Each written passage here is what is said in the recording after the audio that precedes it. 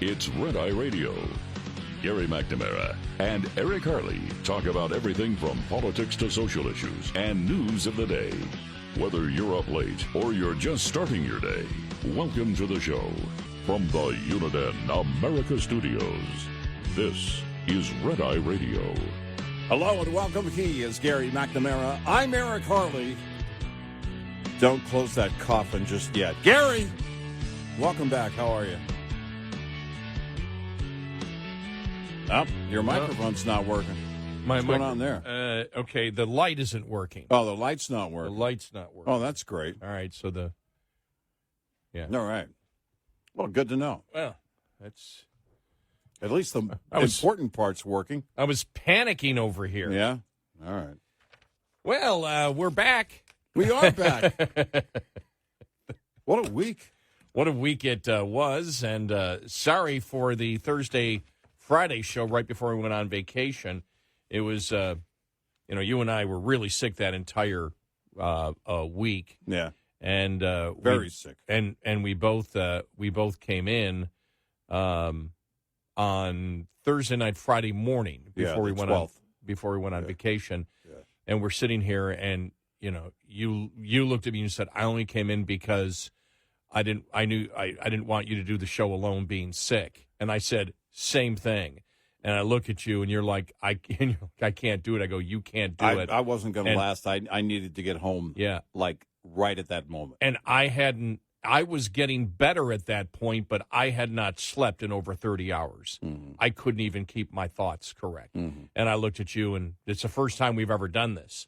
Mm-hmm. It's like, we can't do this. Yeah. Yeah, there was just no way to go on. We just can't do it. And the show was all prepared. We're sitting, in fact, I think I left everything on the copier and the copy machine, all the stories that I had printed up and everything, and it was just like we couldn't do it. And then we were naturally on vacation.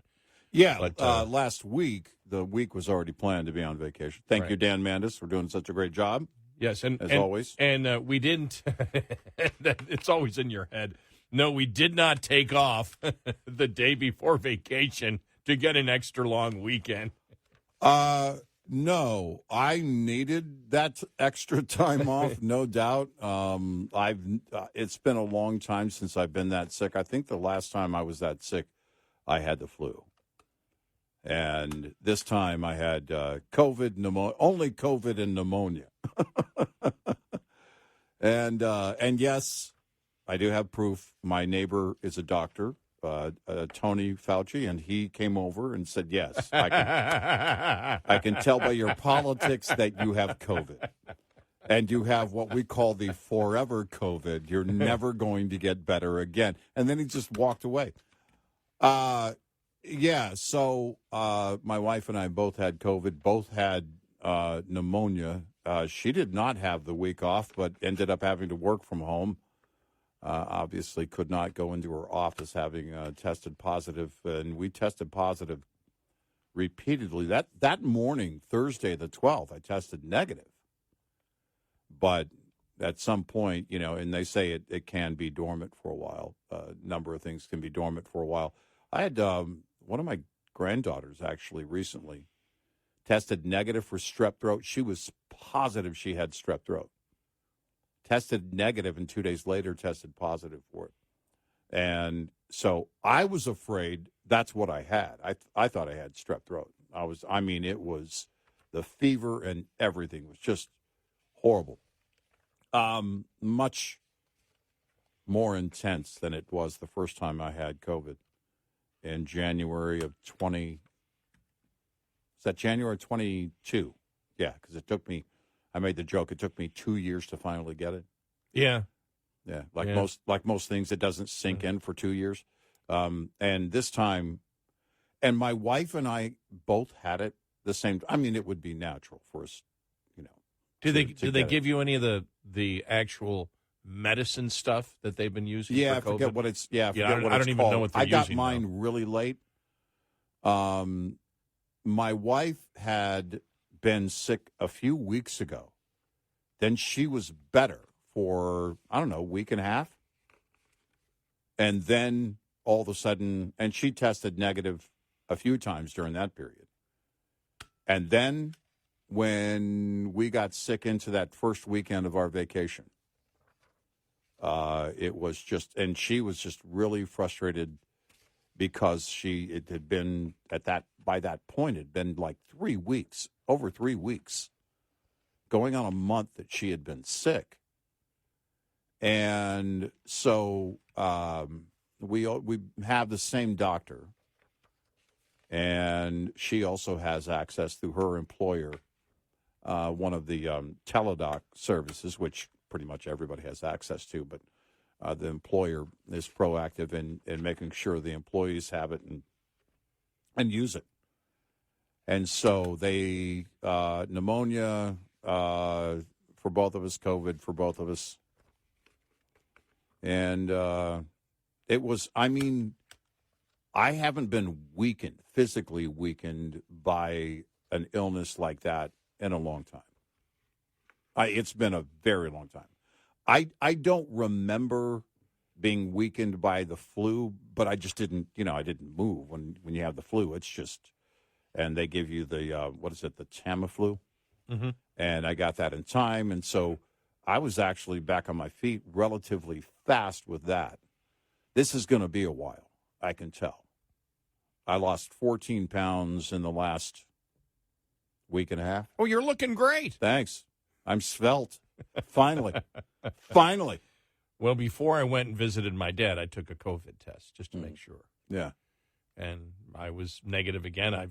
It's strange because I'm sure when I was reading, and I forgot whether it was National Review or Wall Street Journal that said they think that everybody was exposed to it. Oh, yeah. In the United States. No doubt. So there's no doubt. Everyone either had it, was exposed to it, didn't get it, but everybody got it, but I never tested positive, and I didn't test positive. And I wanted to make sure before I went to see Dad. It's the third question on that test that really gets you. So you might have failed the third question on the test. Oh, okay. Yeah. All right. And it always gets me. Well, I still had two. I didn't even know. I started looking. I go, do I have any COVID, tests? Do I have any left? And I did. I had a couple in my kitchen pantry. I had two. And then obviously the doctor's office, when we finally went person to person. But then I ordered some more, and I laughed because I remember the first time when they first started sending out the home test kits. And I think I brought the instructions in for the test, and it was something to the effect of, before you do anything, wash your hands. Well, you have already opened the baggage and taken everything out and handled everything, before you, because the instructions are in there, and it's pretty simple. I think everybody's got it down, and it was just, the instructions this time were very clear. All right, it's like having multiple children. By the time you get to your last children, it's like, good luck. You can feed yourself. And it's now I think it's just one of these, I don't know, mundane kind of situations now to be in. Although I'm hoping I've got it out of the way for the season. Usually I get sick once a season, but I never get that sick, because I would not have been in, if we weren't on vacation last week, I would have been out all week. There's no doubt about it. Well, when you texted me on Monday, I knew at that point. I was wondering, and you texted me on Saturday and said you're going to be in. You said I'm weak and everything else, but I'm going to make it in. But I wasn't expecting you to even make it in today. I mean, I was preparing that. It was because I knew you were bad. Saturday we got in the truck and we were going to go and hit a drive-through and get, just something cold to drink, just to get out of the house. And we turned around at the corner and came home. I mean, it's been that bad. Tremendously weak. And tonight, I mean, I just, went through the motions. 27 years of working this shift, getting dressed in the dark, and, it's like, okay, just don't. It was for me, it was like, okay, don't think about it. Just go back into your routine. And I'm better, much better with routine than I am, being outside of my routine. I agree with that. I tell you, when the routine goes when you work this shift, and that's what happened to me because I was getting better the week before vacation. It's like Monday, Tuesday, Wednesday, we were, we were both sick on the air and just trying to get through every show. And then it was Thursday where I started feeling better, but I couldn't sleep. I was feeling better, but I just could not. And I didn't sleep for 2 shifts and then realized I hadn't slept in 30 hours when I came in. And driving here and then driving home, I was okay, but it was like, wow. The mind just, I couldn't process thoughts. Yeah, and I was like, I just can't go on alone. And that's what I was thinking. I was thinking like you did. I can go on if Eric's there. Yeah. But if Eric isn't there, I just can't do 5 hours. Yeah. And so, but I actually had a good week. I mean, I went and saw my dad. My dad was doing great. Got the pacemaker, is doing just tremendous. And then my brother came back with me, and I hung out with my brother last week, which I don't get a chance to do. And we played golf. We did a bunch of different stuff. But I was actually, very, very, very, very busy. I will say this. Because my brother visited me, this is a vacation where I probably was able to get away from the news more than ever, even though I saw the headlines every day. For example, we were eating breakfast, drinking coffee, when I happened to grab my phone and see the headline that, seriously, I had to do everything not to spit out the coffee.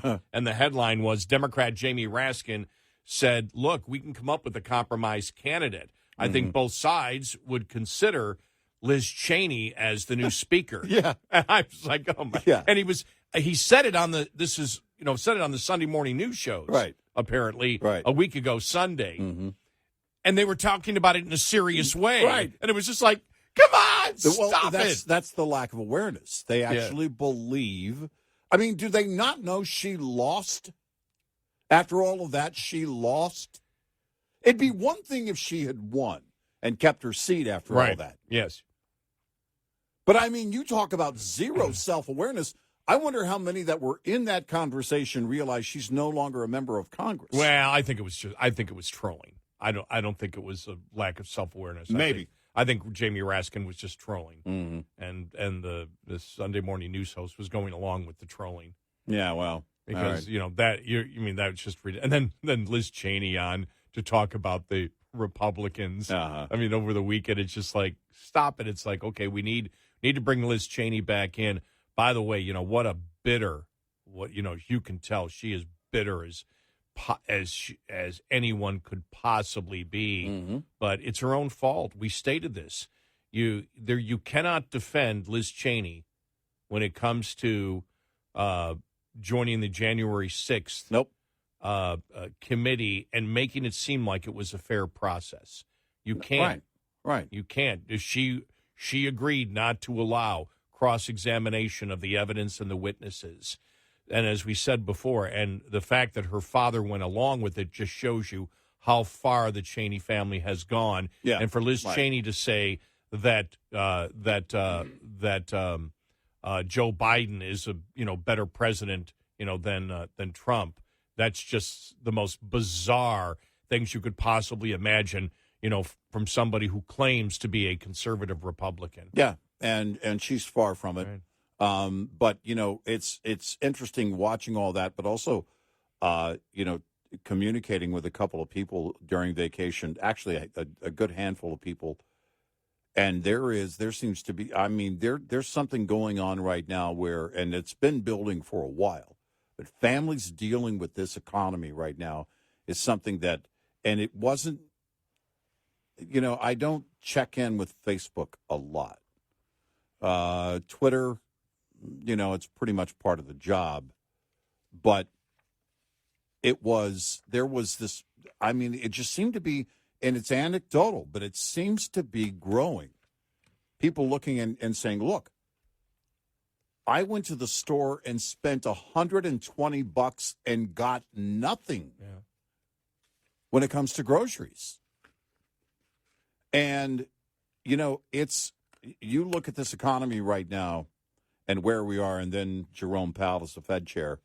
Nah, we're good with where inflation is and how it's going. We don't think we're going to raise rates. I've been saying since the beginning, I don't think the Fed is serious about inflation, and this proves that they are not. They absolutely are not. You saw, I think it's a rated delinquency in automobile loans, highest in 30 years. Yeah. And that was, that's something that's been growing. You and I have been watching that. About every 6 months they update that, to the point that they update it all the time, but to the point that it makes the news. And now you look at it and you wonder how families are going to make it in this economy. There won't be any real deflation with prices dropping. We have to remind folks, because, Jerome Powell makes it sound like, prices are coming down. No, prices aren't coming down. The rate of inflation might be coming down, but prices are still going up over record inflation prices that we have seen over the last 2 years. And it's maddening watching these idiots not care. And when you see them coming down, for example, I saw that rent is coming down, for example, in California. Mm-hmm. But, why is that? Because people are moving out. Exactly. There's more supply. Exactly. So when you look at when prices are coming down, you have to ask the question, why are they coming down? Exactly. And what's going on in those areas? What's going on? Yeah, exactly. But when you look at things you buy at the supermarket, which, again, hits people every single week, same thing. I got a couple of things yesterday and it was over $100. Yeah. And it seemed like I was in the store for less than 10 minutes. Right. And you're just like, whoa, another one over 100. Wow, yeah. Another one over 100. Right. So we'll get to that. A whole bunch more. Still no speaker. We could actually go home and take off another week. And nothing would change in the house. Nothing might change in the house. And the same thing, too. I would tell you this, again, from a distance, a little bit of a distance for a couple of days last week. It's really amazing how huge anti-Semitism is in the United States. It's very well alive. When you, and it was so discouraging to watch it play out last week. But you're right, I saw that too. Yeah, I mean, that's something that I felt, not just in general, just reading the headlines and going around and looking even at the mainstream media, going, "Whoa, man!" It's in the Ivy League, unbelievable. It's disgusting. But they're the highly educated people. Oh, of course, yes. Yeah, they must know better, right? 866-90 Red Eye. This report is brought to you by Shell Rotella. With advanced synthetic technology, is designed to help keep your rig running with more mileage and less maintenance. As the seasons change, so does truck maintenance. Cold weather can affect everything from your batteries and air brake system to tire inflation and fuel lines. Here's a maintenance tip to help make sure your rig is ready when winter comes knocking. Have your batteries tested by a certified technician. Dead batteries are one of the most common causes of winter breakdowns. Testing them now will indicate whether or not they can keep up with electrical demands of your truck this winter. When you have your batteries tested, check the alternator for sufficient amperage and voltage output as well. Find a professional technician near you to have your batteries and alternator tested today, so you'll be ready when the seasons change. Lines open for your calls. 866-90 Red Eye on Red Eye Radio.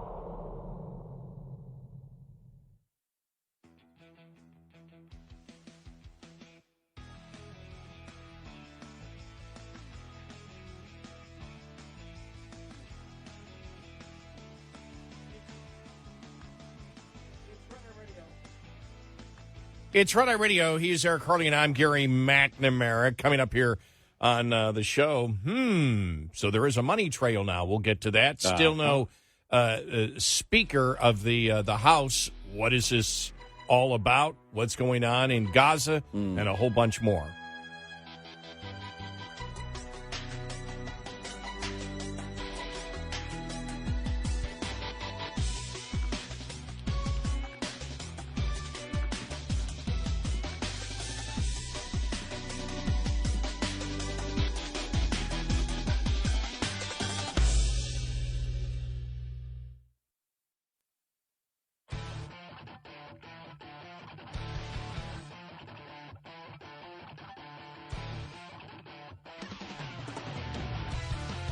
You're listening to Red Eye Radio. from the Uniden America Studios. It's Rhode Island Radio. He is Eric Harley, and I'm Gary McNamara. Good morning. Thanks for being here. So, no speaker yet. No surprise. Yeah. No closer than when we left. Nope. You got to, look, nothing was going to change when you got Kevin McCarthy out of that position, because the GOP makeup in the House isn't going to change until at least January of 2025. So what you did is you brought about, plenty of chaos. But now, in the wake of Hamas and extremist Palestinians hitting Israel and targeting civilians, you have a GOP in the House that can't get its stuff together. And I don't know what the answer is. I can't tell you. And, if you want to make a run for speaker, if you want to change speaker, I get it. All the concerns issued, I get it. But what does this remedy bring to the table? Zero. Well, there were two things, and again, this is my observation of just people that I know that were very much behind Jim Jordan and then extremely disappointed on it. But a lot of people don't seem to know Matt Gaetz, before we left on vacation, made it clear, well, Jim Jordan's talking about a continuing resolution too. Well, that was one thing. That was one of the major reasons he wanted McCarthy out. Right. And it seemed when he talked to the press, oh, yeah, we're willing to consider a continuing resolution. But not only that, but you heard nothing from Gaetz. Wall Street Journal pointed this out, where Jim Jordan, in order to get the blue state Republicans, said, if you vote for me, I will push a plan to double the federal deduction for state and local taxes, the whole SALT thing. Mm-hmm. We know that was viewed as a conservative success, capping it at $10,000 during Trump's 2016 tax reform. This is anything but what somebody like Matt Gaetz would promote as being conservative. Right. Yet they didn't say a thing about it. Right. So what is this speaker about? Right. What's it going to be? What is it about? If the conservatives, because think about this, because the plan that that McCarthy was given by the House Freedom Caucus didn't include any of these things. No. And they believed that would have gotten the votes to go through. As we've been saying from the beginning, this changes nothing. If you go through, what we saw in 2016, remember, look, don't keep Paul Ryan, the rank and file Republican, out with Paul Ryan. We don't want him there. We don't want him there. I understand right after the election and we saw it, in fact, kind of play out with McCarthy the first time. But there's a time for that. So now you want to pull your card to get the speaker out of there. And what do you do to get another one in there? What is your remedy? And what does it change? We want the image. We want the image of because this is what I got from the majority of people that I communicated with, just asking them, well, why do you want Jim Jordan? Because we need a fighter like Trump. We had a caller say the same thing about McCarthy has to go because he's not a fighter like Trump when it comes to budget things. And it was like, well, that's absurd. Trump had the veto power. Trump never attempted to close down the government. Right. He knew what it would be politically. Right. He never did that. So you're asking McCarthy to do something, claiming that he's not a fighter like Trump, and making the case that Trump did something that McCarthy would not do. What I get down to this is what I get down to from the people that I have talked about, that I've talked to, some people close to me. Well, we need somebody that's going to fight. Well, Jim Jordan was willing to give up double what the conservatives had worked for in order to get the blue state Republicans to vote for him. And that still wouldn't convince them to do it. Right. That's the give, by the way, that's the give and take. That's the same deal making that if Matt Gaetz were the speaker, he would have to do. Yeah. And from what I get from this, it is Republicans want anger. Right. Yeah. The forever rage. They want the forever rage. Right. Because it's not, I don't see where the substance on the issues is there when everybody realizes they have to compromise. And the House Freedom Caucus plan that was presented, that McCarthy said, okay, let's put that through. Right. Seems to me much more conservative than what Jim Jordan would have done in order to become Speaker of the House. Well, I don't get this, jumping into the corner like we're at some kind of WWE match. We've got to pick, or what's the place that serves you the chicken and they come out and they joust, and you've got to pick a green team or a red team or whatever it is, medieval times. Like we've got to pick which knight we're going to get behind. No. The problem started when the GOP couldn't pull off a larger margin in the House. November of 2022. By the way, I had to pause for a minute. That's why I said 2022 a little slower, because I had to remember what year this is. A little slow coming back. But that's exactly what happened. It's you want to blame, you want to blame, you want to blame, you want to put your finger on a person. No.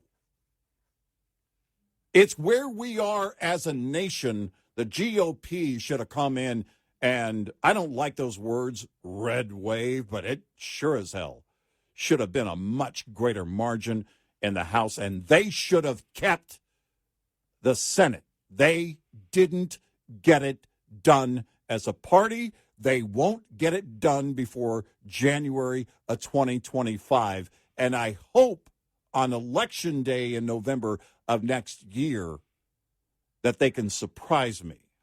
Well, the interesting thing is everyone I talked to that or communicated with who was for Jordan. And again, my problem with Jordan has nothing to do with the substance. It has to do with the imagery of, can he convince independents? Mm-hmm. Every party has a pit bull. Right. He's a pit bull for the party. Yep. Do pit bulls make great speakers? The people that I was talking to did not care, even though they understood that the Republicans need to market to independents. They didn't care. They wanted somebody who was angry. Right. They wanted someone who felt like them. Right. As we have stated, that would be fine. I'd love it for somebody who thinks exactly like I do and has the frustration and anger that I can show on the radio for what liberals are doing. I'd love to have them as Speaker of the House if that could convince independents. Right. I don't believe it can. No. And so when you see that we've now gone through, 2 weeks of this? Yeah. 2 weeks, and it's going to go on for a third week. Yep. I don't know where it ends, actually. No, I don't know how far this thing goes. No.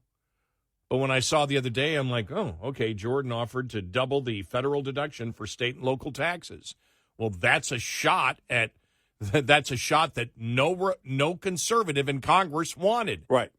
As badly as there was that pushback when it happened, and you and I talked about it, that especially in those blue states, in those Republican districts in blue states, man, that was going to be a crusher.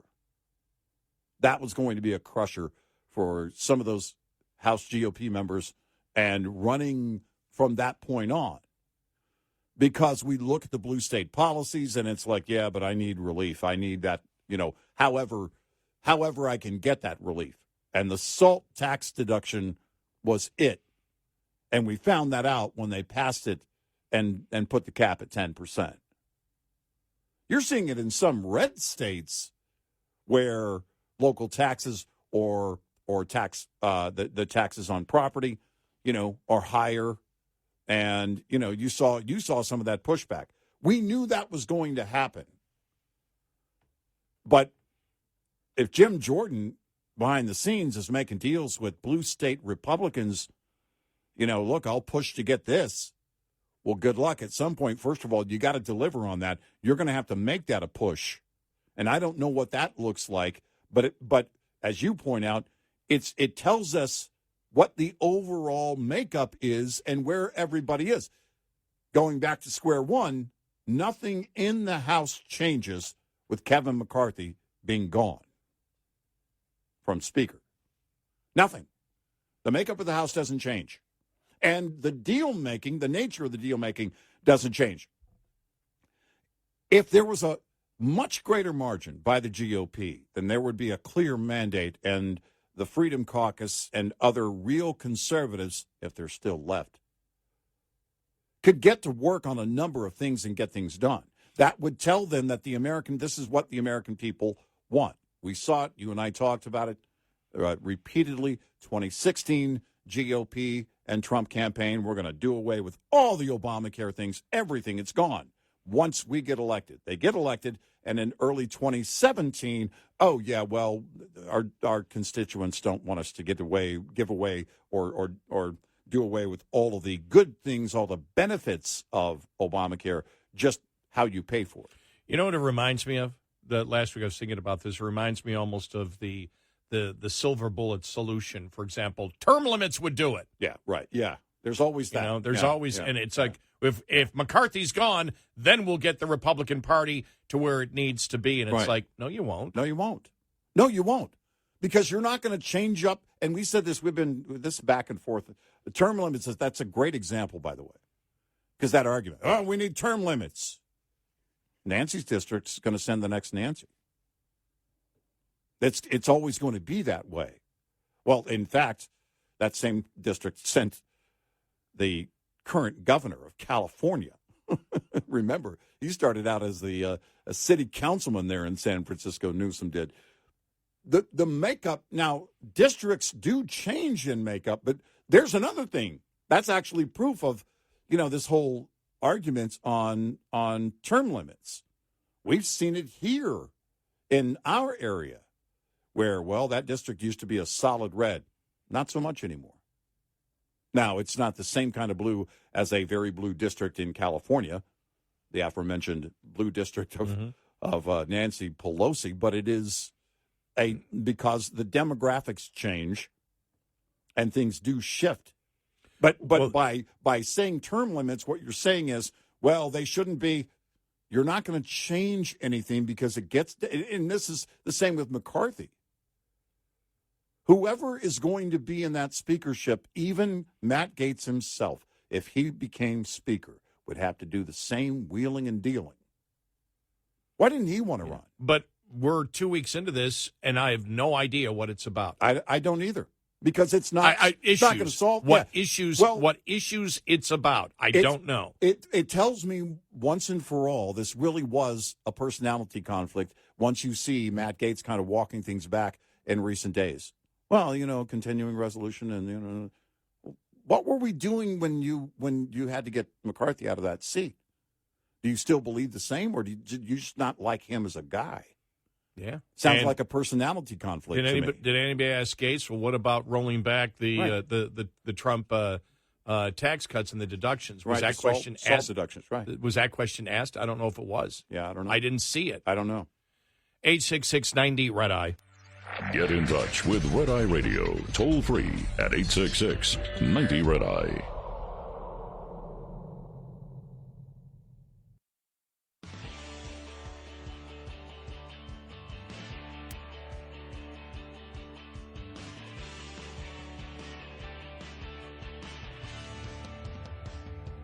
It's Red Eye Radio. He is Eric Harley, and I'm Gary McNamara. So where this goes, who knows? Yeah, I don't know. I don't know how long this could go on. We've got 7 now looking to be speaker.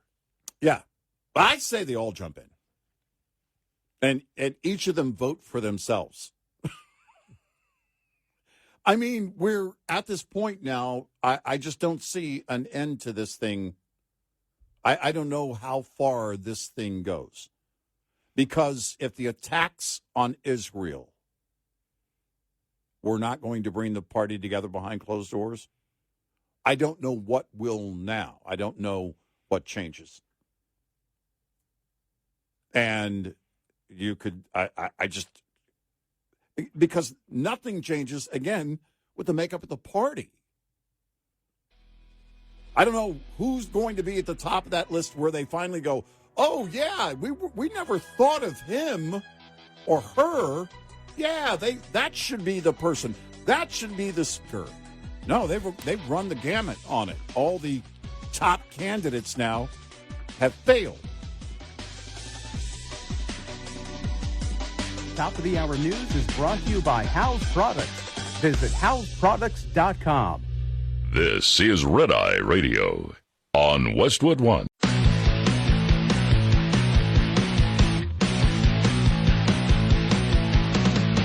Now, it's Red Eye Radio. Gary McNamara and Eric Harley talk about everything from politics to social issues and news of the day. Whether you're up late or you're just starting your day, welcome to the show. From the Uniden America Studios, this is Red Eye Radio. All across the USA and around the planet, we are Red Eye Radio. He is Eric Harley, and I'm Gary McNamara. So, I mean, no speaker. When will we have a speaker? Who knows? But the one good thing is with, I did not get the feeling, except for people that are extremely involved in politics, that the speaker issue is a huge thing for the American public at this moment. I'm with you on that. I expected it to really be greater, with the exception of, Hakeem Jeffries and others, in the Democratic Party using it as, look, they can't get their stuff together. Yeah. We're always a group as a party, and we're like, yeah, we know that's the problem. But other than that, outside of Wonkville, people are being bogged down with inflation, with everything else that's going on right now. It's interesting. I saw a story, and I didn't get to read the whole thing. I just saw it tonight, a couple hours before the show, and it wasn't one of the critical stories, but it talked about there's a couple of things that I saw while we were out. Quiet quitting, and one of the reasons that the generation behind the current generation, I don't know which generation we're in, Z, X, millennials, whatever. But the ones behind the millennials basically are saying, we're quiet quitting because we see that the millennials worked really hard but didn't achieve anything. And I thought, okay. I don't know who you're watching, and I don't know what your measurement is, but you're quiet quitting because you don't want to work hard, and that's it. That's the bottom line, and there's nothing else going on there. Mm-hmm. And then I saw another one, and that was the new with everybody, the more and more corporations making their people come into the office. Yeah. People are making a showing basically in the break room in the morning, grabbing coffee, and then all of a sudden they ghost. They're gone. So I forget what they call it. I think it was Wall Street Journal. I'll pull it up here. Coffee ghosting? But it's the new trend. And I'm thinking to myself, well, hold on a second. Let's see what my coffee badging. Right? All right, here it is, Wall Street Journal. Coffee badging. Briefly showing face at the office might fulfill a requirement, but bosses say they're promoting and giving raises to workers who stay all day. All you have to do is, had I known that the night of the 12th, Gary, we would have done the show. wouldn't have gone home. No, but it's kind of why it caught my eye. It was a couple hours ago before the show, and again, they're promoting and giving raises to workers who stay all day. This is the Wall Street Journal. It's let's see here. A cup of coffee in the majors is the term for a short baseball career in the big leagues. I didn't know that. I don't follow baseball that closely. Now some white-collar workers are leaving the office almost as soon as they arrive and calling the practice coffee badging. The difference is the ball player wishes he could stay. The people ditching their desks would rather not show up in the first place. We've entered the gamemanship phase of the return-to-office battle between bosses and their subordinates. Instead of ignoring in-person mandates, as many people did when enforcement was lax, some are finding ways to follow the letter but not the spirit. They're going in on days when most coworkers don't, taking off early and creating afternoon dead zones, actually. I know of a good handful of, and the fact that it's anecdotal, and that I know of at least 3 different office spaces where that's happening. By the way, it does not include this one. That is actually going on. Dead zones in the afternoon. So taking off early and creating afternoon dead zones, or in the extreme, barely clocking in at all. Many companies' policies require employees to work a certain number of days in person without specifying the hours. People can make brief appearances long enough to be seen by executives and satisfy heightened monitoring, then bolt. It's the grown-up version of signing a professor's attendance sheet before ducking out of the lecture hall. Not that I ever did that, writes, who is this? Callum Borchers at Wall Street Journal. Coffee badging seems like a way to hack the RTO system, return to the office system, but there are flaws, not the least of which is the term's fuzzy etymology. Urban Dictionary says the badge in the name is the building access card, so coffee badging. Well, the badge part of it in the name is the building access card that a worker uses to swipe into the office just long enough to sip a mug of Joe. Others say that's too literal and claim the badge is actually an imaginary award, an award for showing face, like a Boy Scout merit badge pinned in the boss's mind instead of on a sash. That's where we've gotten to, and here's what I don't know. My God. Yeah, no, seriously. You see, as we touched on briefly earlier, the number of delinquencies right now with auto loans. You see where rent might be coming down in some areas, but it's areas where people are fleeing. There's a reason that rent is coming down. And in other areas, rent continues to just go up and up and up. And inflation going up and up and up. But we're at this point of, and someone called it forever low unemployment. And that is, you need me here. Actually, you don't need me here. You just need me on the roster to do a few things for you. And you're happy to get me to even show up in the morning. I don't know to what extent. They don't have in the Wall Street Journal data that says, okay, this is what's going on. There is some data about how many employers are, bringing people back to the office.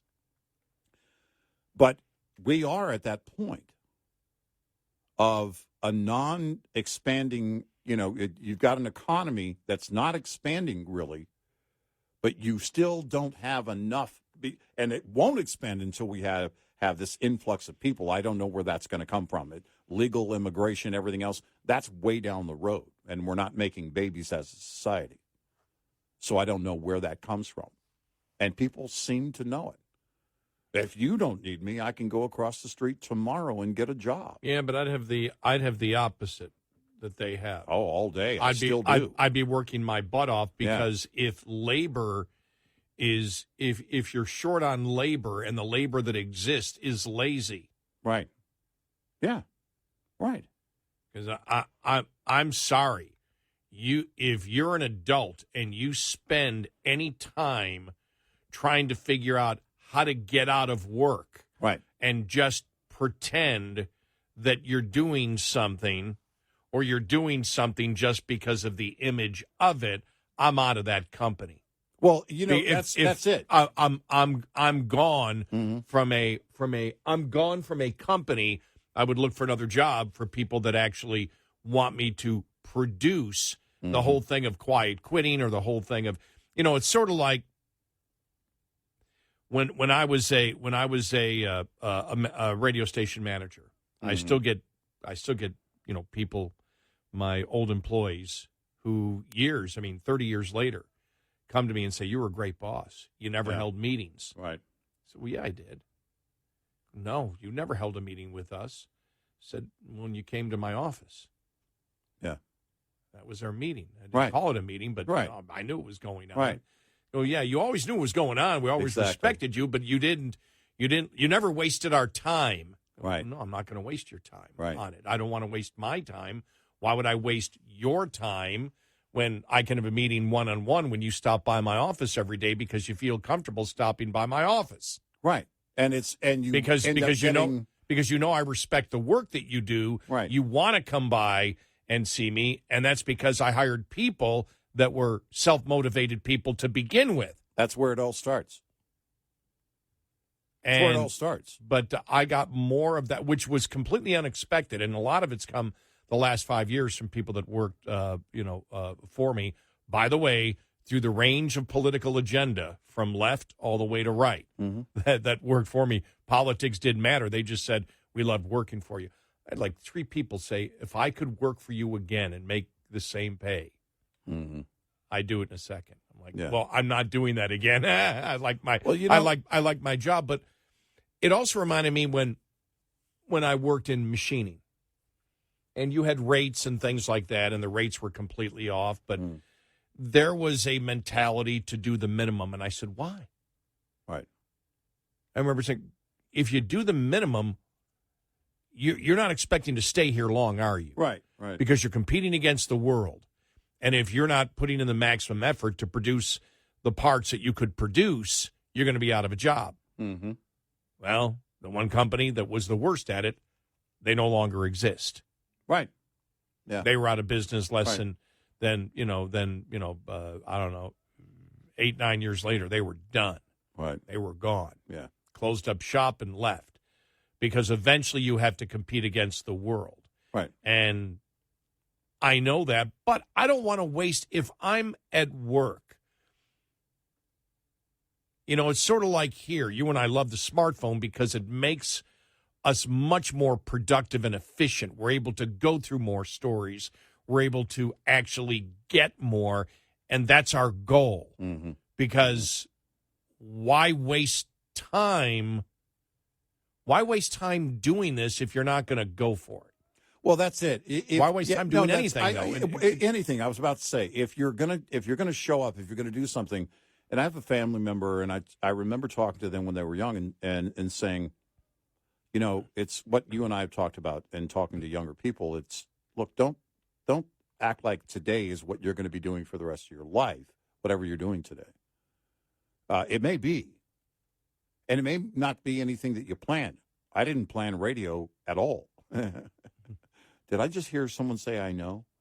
But it was one of those things where that the moment I got hired at the age of 18, I instantly fell in love with it. But also what my father set out, just like your father, John, do the job. My dad set that example by doing the job, and you show up every day. But you show up every day because you're looking to learn something. You're looking to do something that you love for a living, and you're looking also to have that pride of that job that gets done. because at some point you start empowering others if you're doing it right, and others can learn from your example in your life, and that's kind of the way it works out. I don't get this whole idea of wanting to show up just long enough to drink some coffee, be seen, and be gone. To me, that's the equivalent of stealing. Now, I will say this, that when I went into radio to begin with, I thought it was going to be just all fun and games and just easy to do. Mm-hmm. That was the shock, that even in music radio, it wasn't. Yeah. There's one thing to say, oh, that's fun, I could do that tomorrow. Mm-hmm. Well, what about 5 years from now and have the same energy and the same creativity? Mm-hmm. That actually is the hard part. Mm-hmm. The hard part is not doing it once or even twice. It's the 30,000 hours. It's the old David Lee Roth, exactly, the 30,000 hour thing. Yeah. That's when you'll get comfortable doing it. Until you get to that point, right. It's a heck of a lot of work. Right. I didn't expect that. I just thought it would be an easier, business and would be fun to do. Mm-hmm. I wanted to do it. That's why I stuck with it. But as I talked about, talk radio scared the daylights out of me, and I was forced to do talk radio because when you sit there and you look at the clock and it's 6 minutes after the hour, and you have to talk till 20 after. And so you've got 14 minutes to talk, and then you get on the air and you talk for 5, 6, 7 minutes, and it seems like, you've been monologuing for an hour, and then you run out of things to say in that 7 minutes. Everything that you had is gone. Right. And the panic sets in, and you're like, oh, my God, they know my name. I'm doing this before the world. Yeah. I can't embarrass myself.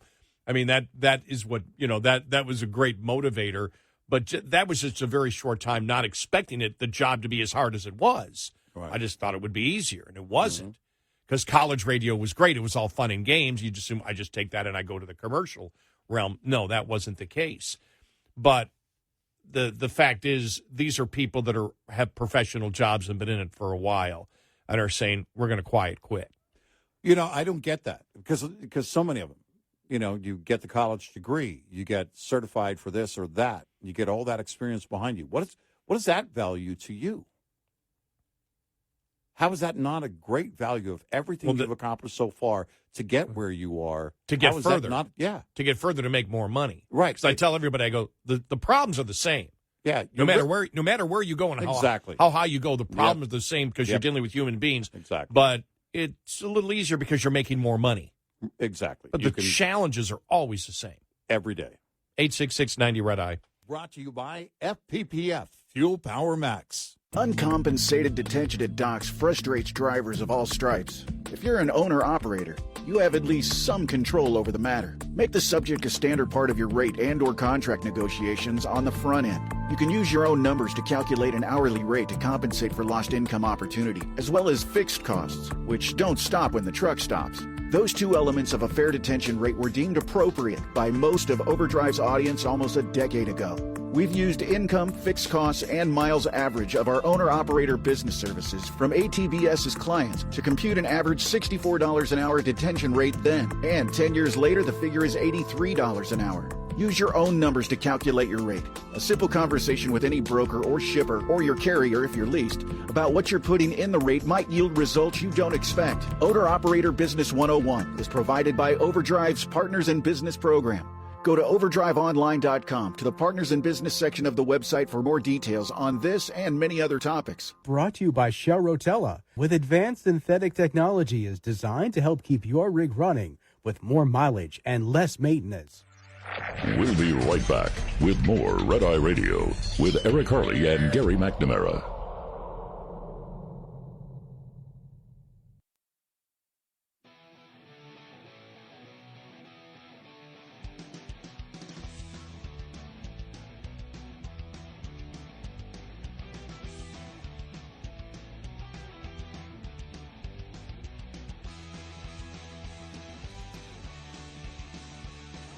It's Red Eye Radio. He is Eric Harley, and I'm Gary McNamara. Just reading this headline here.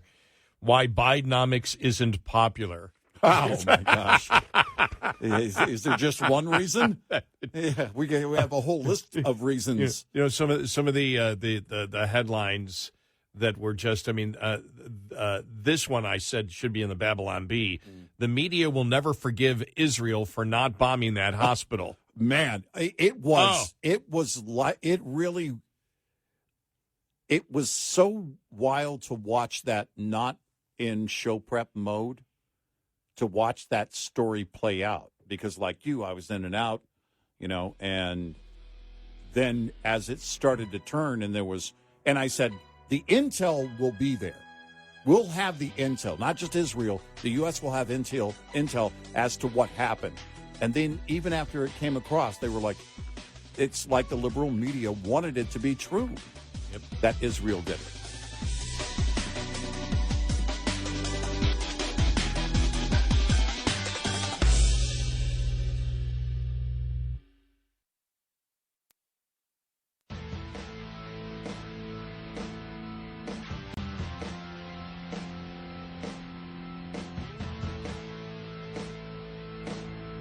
Gary McNamara and Eric Harley taking your calls. 1-866-90-RED-EYE. And he is Eric Harley, and I'm Gary McNamara. As soon as I saw last week that story on the hospital, I said, Israel didn't do that. All right. Yeah. I knew it. Yeah. Israel didn't do that. In fact, I suspected, we now found out it was a malfunction rocket. Yeah, a misfired rocket. A misfired rocket. And what had happened, Wall Street Journal did a really good piece on this. They put it out yesterday, Sunday. And you should really watch it. You can go to YouTube and watch it. There is not a paywall on their video pieces that they put out, and they put out a lot of interesting stuff. This was open source stuff from there were 4 different vantage points, camera positions, and you could see, and they said that their experts did the analysis of this, but you could see where there were some short-range missiles being fired in great numbers. I mean, it looked like maybe 7, 8 or more. And then one long-range missile was fired. And it reaches a point, and then it looks to be an explosion in midair, and then there's a turn, and it comes back. And that's where they believe it started to break up. It still has most of its fuel. So it's obviously going to be dangerous in anything that it hits. And it just turns out that those fragment and the main part of it hit at that hospital location. A couple of fragments hit nearby cars. They exploded. And, of course, the main misfired missile hit the ground. And they could also tell it was misfired from the smaller crater that it left. It was a shallower hole that it left where it hit, and that is indication of a misfired missile. But when you watch this from 4 different vantage points, one of them, by the way, was Al Jazeera, who had live coverage just to the west of that hospital where that missile came back and hit.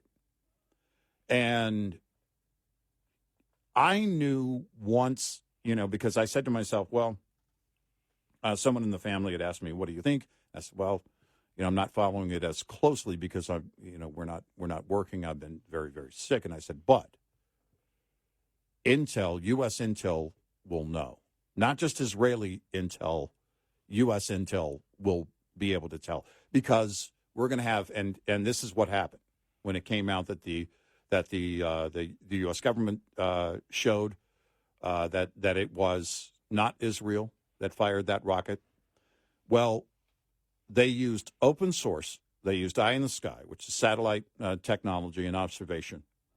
And they used intercepts, which you were going to get because it's so fluid with social media and everything else. I mean, the main players are all over social media. There's a lot of stuff that can be picked up through intercepts that they gather.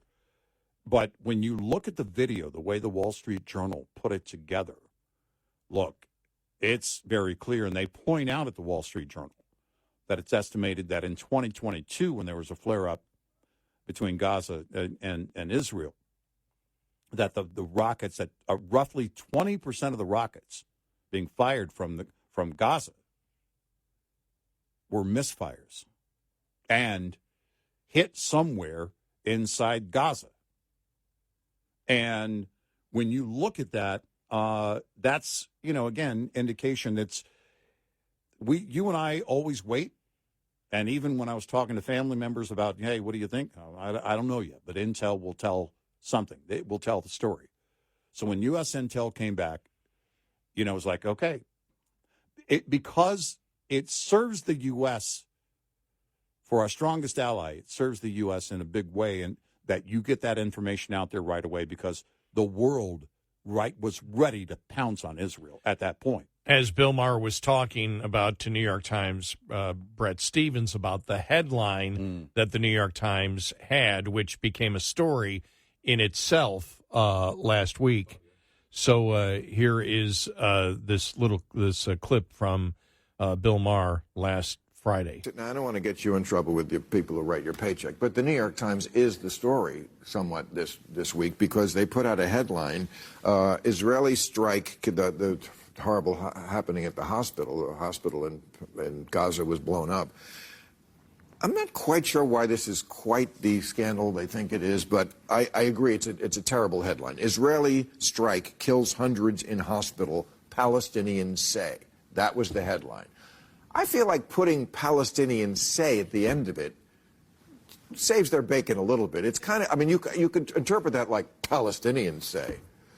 But I agree, it's terrible to just put the first part, Israeli strike kills hundreds, when we know now it did not.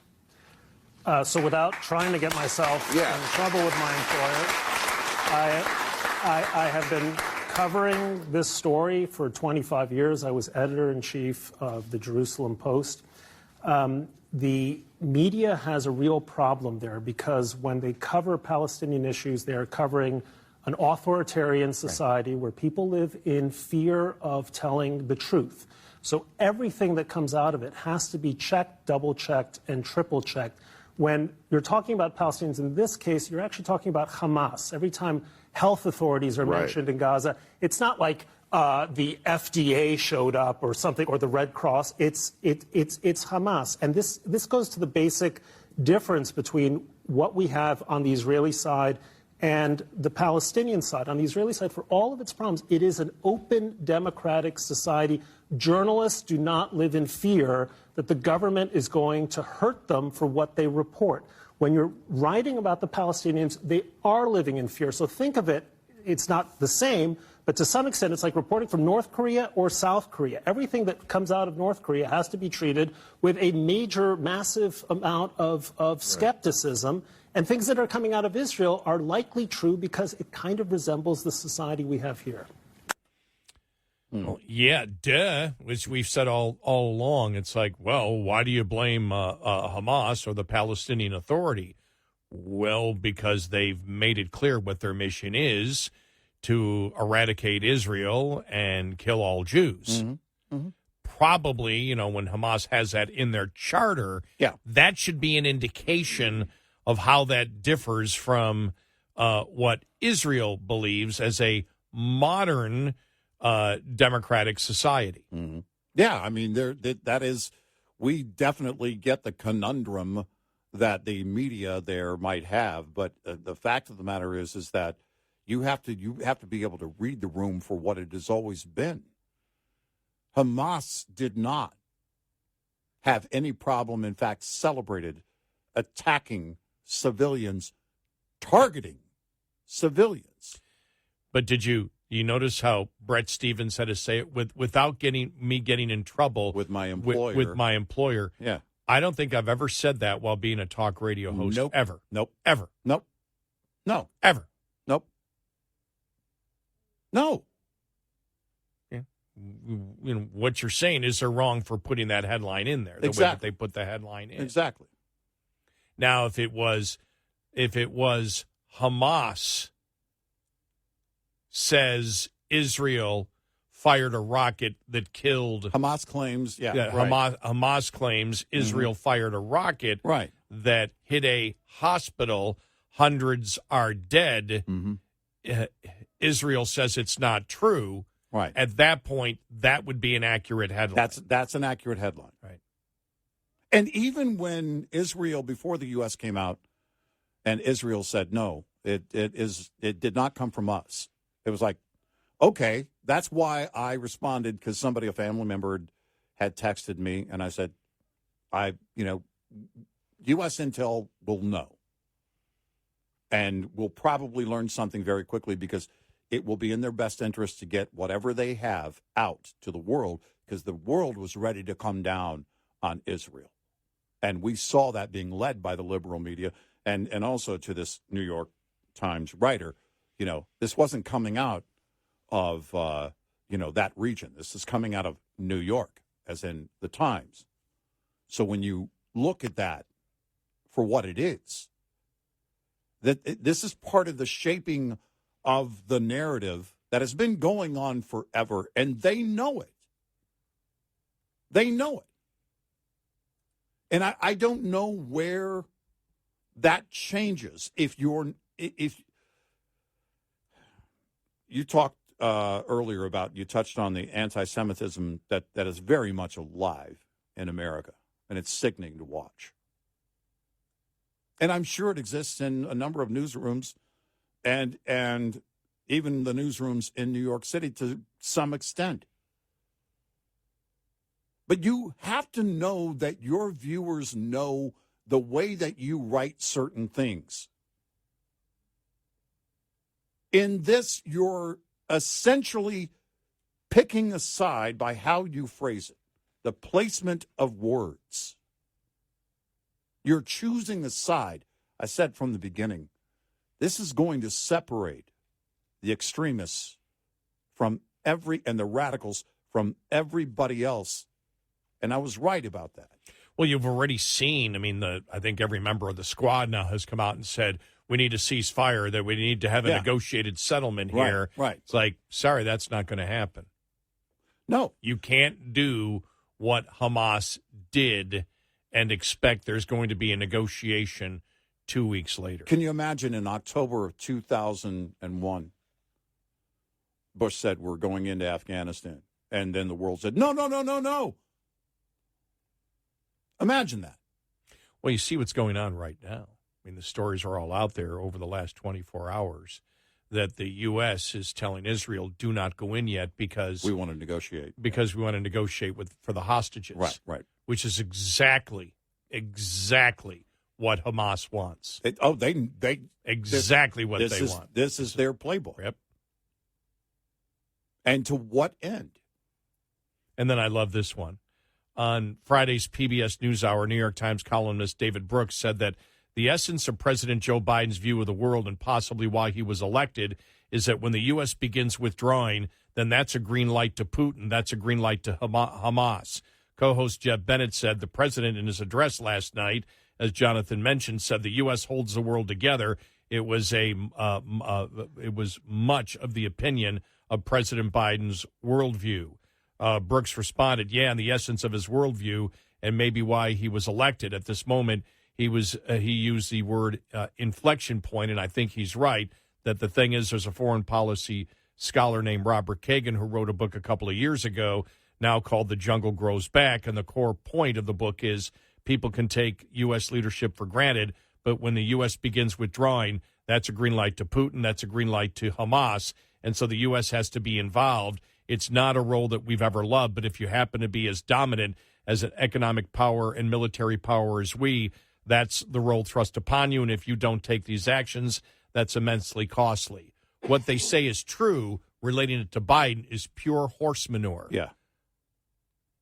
Because he pulled out of Afghanistan. Yeah, that's a load of garbage. And he has been, because of his policies of not enforcing the oil embargo, has enriched Iran with hundreds upon billions of dollars in revenue. That's a cover by David Brooks and Jeff Bennett and PBS NewsHour. That's a cover for Biden, but It's pure bullcrap. It is. 866-90-RED-EYE. Get in touch with Red Eye Radio, toll free at 866-90-RED-EYE.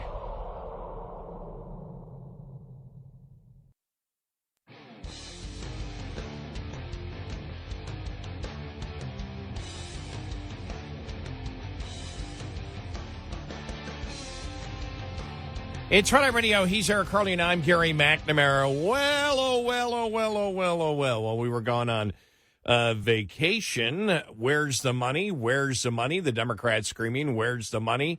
Where's the money? Where's the money? Well, they found some money.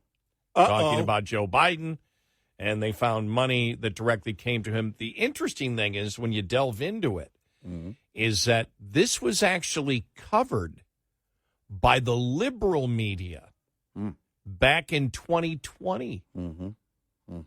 Politico had a story on this a long time ago. Now, the exact money amount and the banking records weren't there, but that's what Comer has now, and we'll go through the entire story because this sort of got lost. I have seen zero coverage from the mainstream media on this. Now, again, I was on vacation and everything else. But I have not seen any analysis of this by anyone in the liberal media. It broke, Friday? That Comer was talking about it. It was Friday. Yes. Yeah. So then you look at it and say, all right, all right. So they had other things to do over the weekend, I guess. Let's see if they cover it today.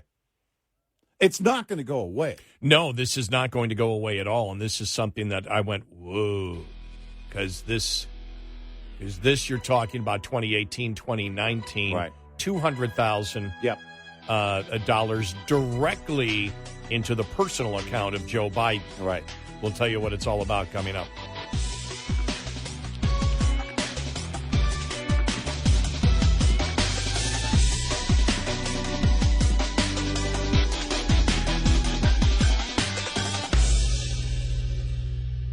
This is Red Eye Radio on Westwood One.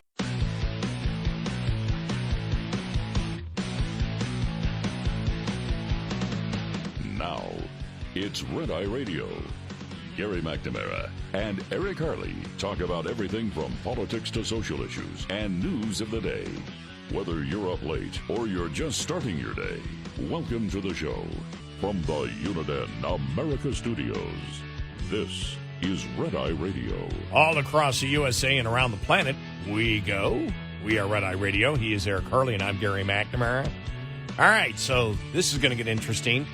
House Oversight Committee Chairman James Comer said his panel has uncovered evidence that Joe Biden in 2018 received a $200,000 direct payment from his brother, James Biden, and his sister-in-law, Sarah Biden, and is demanding the president answer questions about financial arrangements with members of his family. As we know, Comer's been leading the investigation into the Biden's family business dealings since January, and whether President Biden was involved in those ventures or personally benefited from them. This from Fox News. Comer in September issued 3 subpoenas for personal and business bank records belonging to both Hunter Biden and James Biden.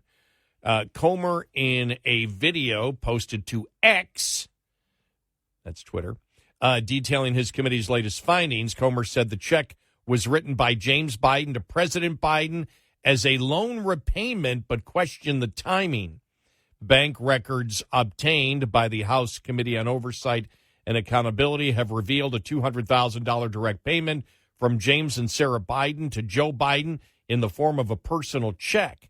Comer explained that in 2018, James Biden received $600,000 in loans from AmeriCorps, a financially distressed and failing rural hospital operator. According to bankruptcy court documents, James Biden received these loans based upon representations that his last name Biden could open doors and that he could obtain a large investment from the Middle East based on his political connections. On March 1st, 2018, AmeriCorps wired a $200,000 loan into James and Sarah Biden's personal bank account, not their business bank account. And then on the very same day, James Biden wrote a $200,000 check from this same personal bank account to Joe Biden. Now, the interesting thing is that when you look at this story goes back. The liberal media was covering this in 2020. Politico. Can't get much more liberal than Politico. James Biden healthcare ventures face a growing legal problem, a mysterious FBI raid, new allegations from former executives. Questions are swirling about the business dealings of Joe Biden's brother. And this is under the 2020 elections. This was March 9th of 2020. The Federal Bureau of that would be, 2 years after this happened, the money was actually transferred. The Federal Bureau of Investigation raided a healthcare business linked to Joe Biden's brother in late January, seizing boxes of documents. Understand, this comes from a liberal source. The raid on AmeriCorps Health Hospital represented a deepening of the legal morass surrounding James Biden's recent venture into healthcare investing at a time when questions about the business dealings of Joe Biden's relatives and their alleged connection to the former vice president's public service continue to dog his presidential campaign.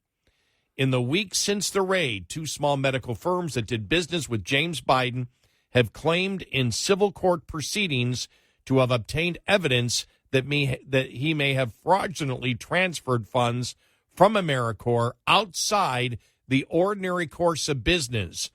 And a former AmeriCorps executive has told Politico that James Biden had more than $500,000 transferred to him from the firm as a personal loan that he has not repaid.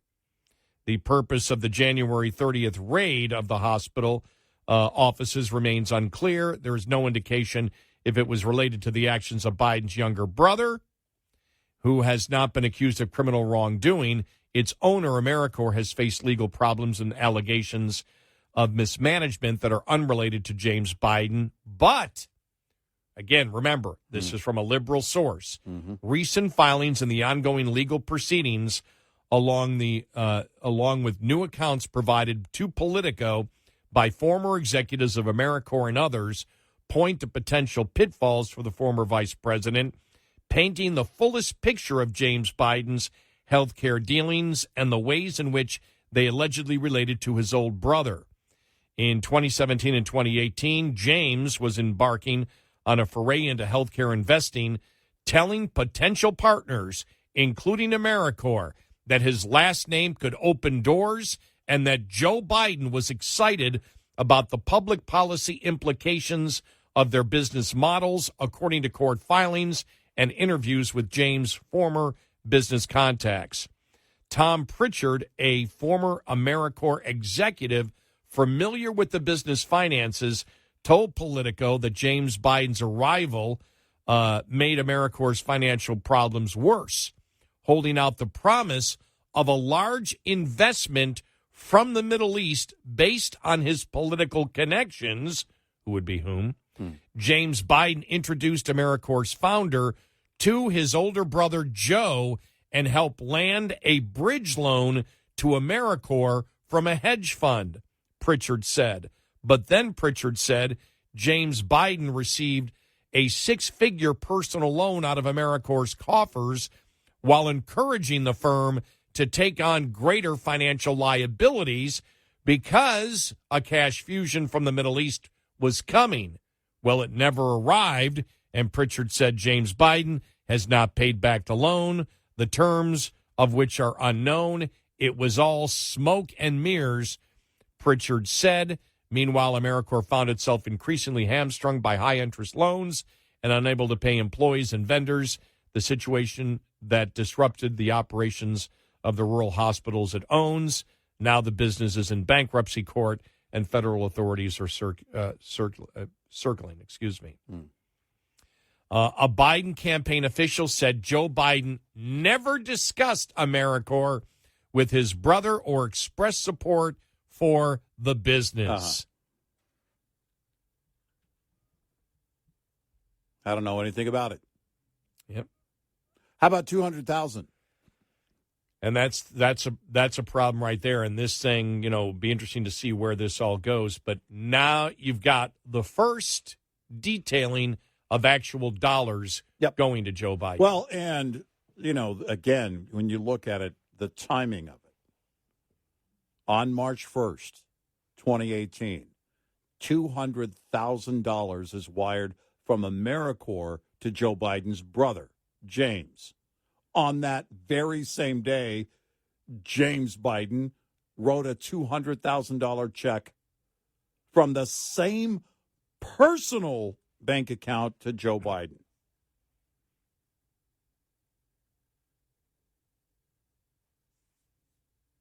You want answers to all of the questions. Well, they can't say now where's the money, so they'll say he wasn't vice president. He wasn't vice president, Right. or president at that time. Right.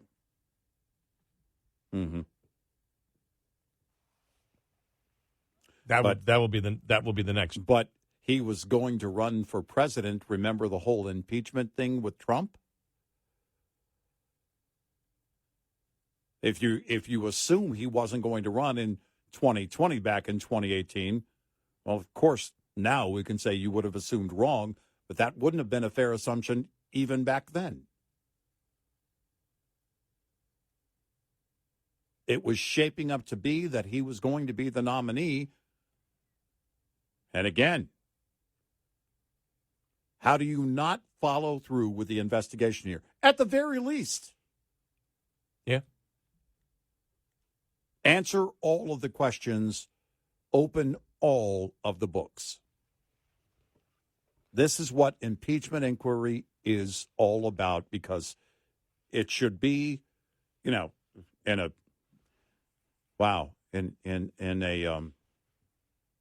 fair society.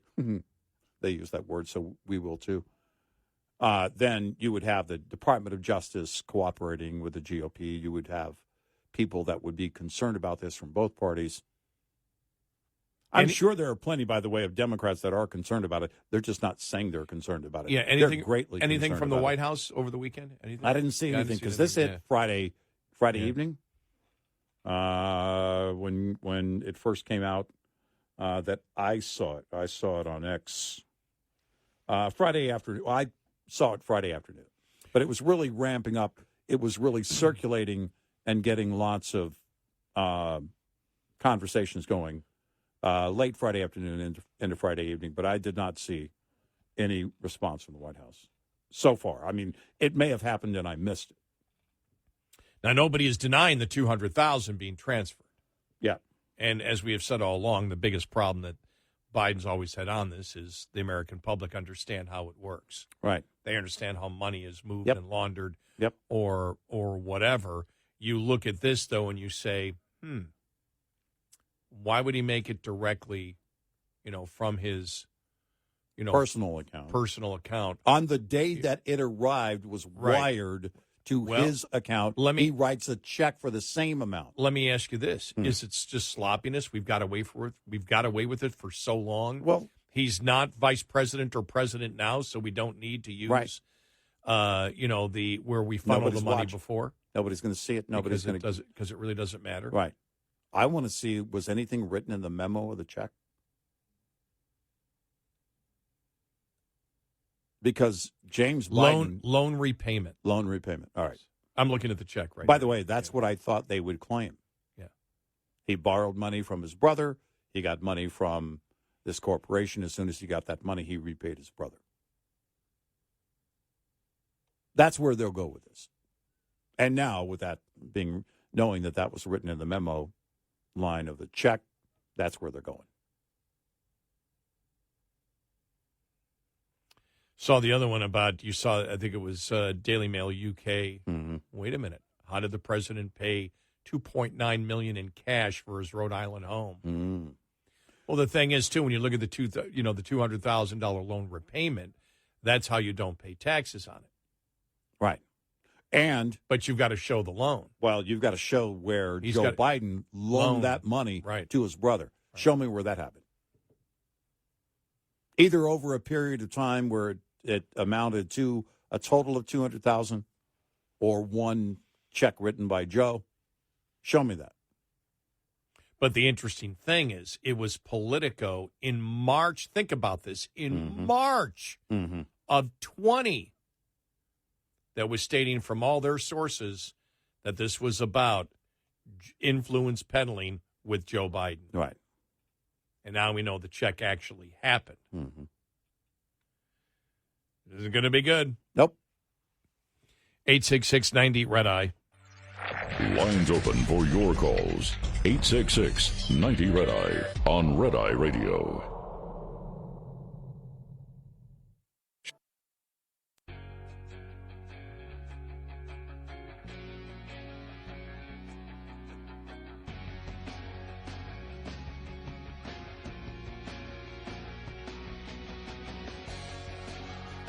It's Red Eye Radio. He is Eric Harley, and I'm Gary McNamara. So, yeah, if the Republicans can get a speaker this week, I think you're going to see, more focus on that. And the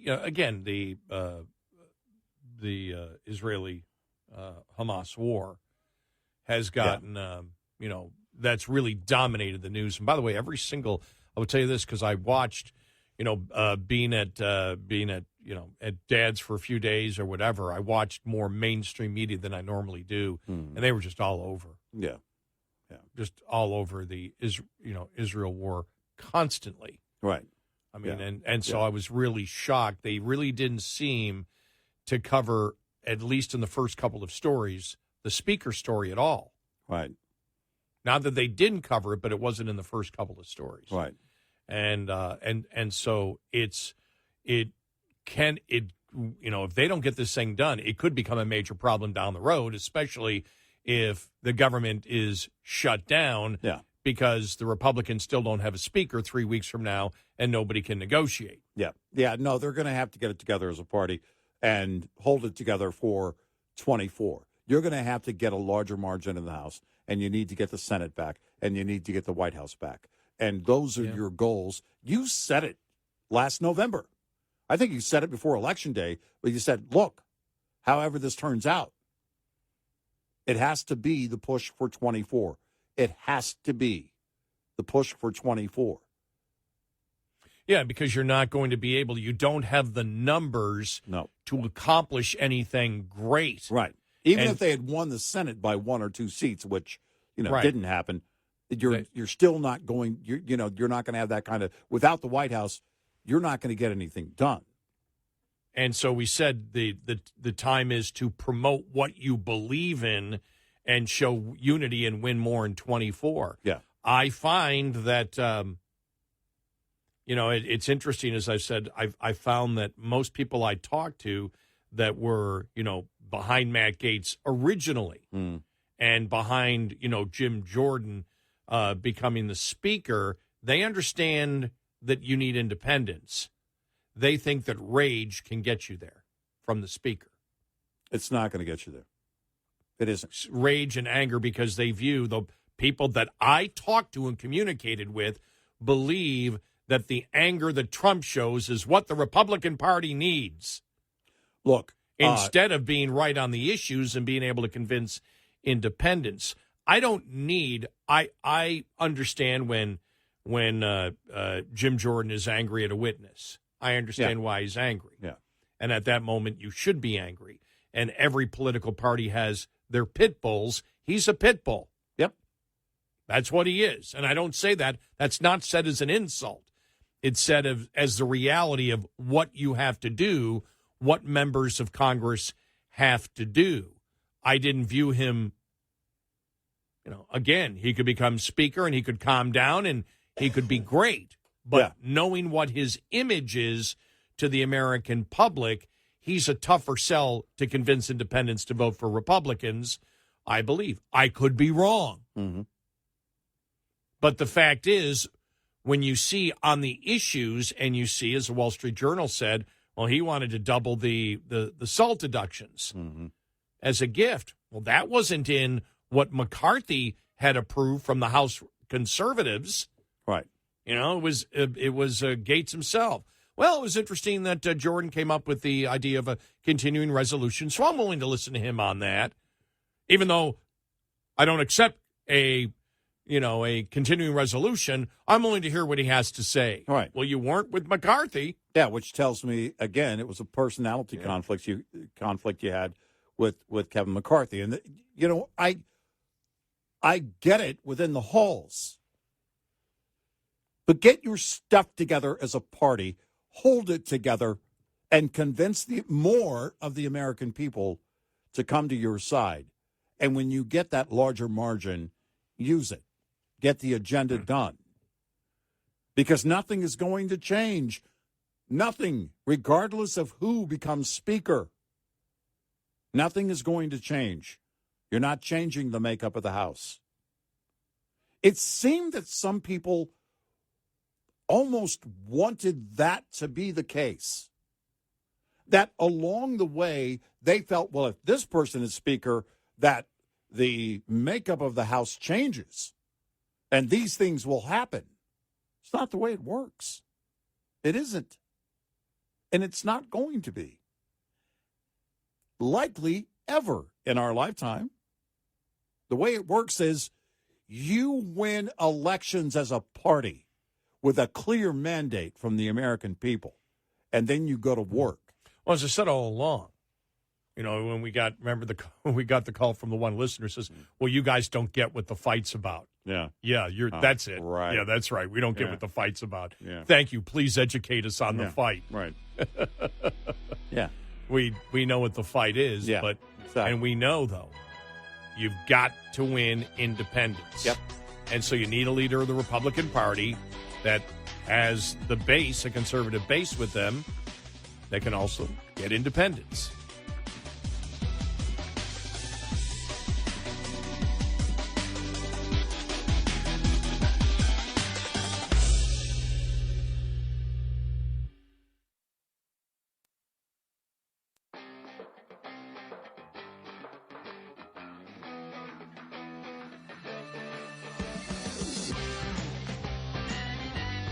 You're listening to Red Eye Radio from the Uniden America Studios.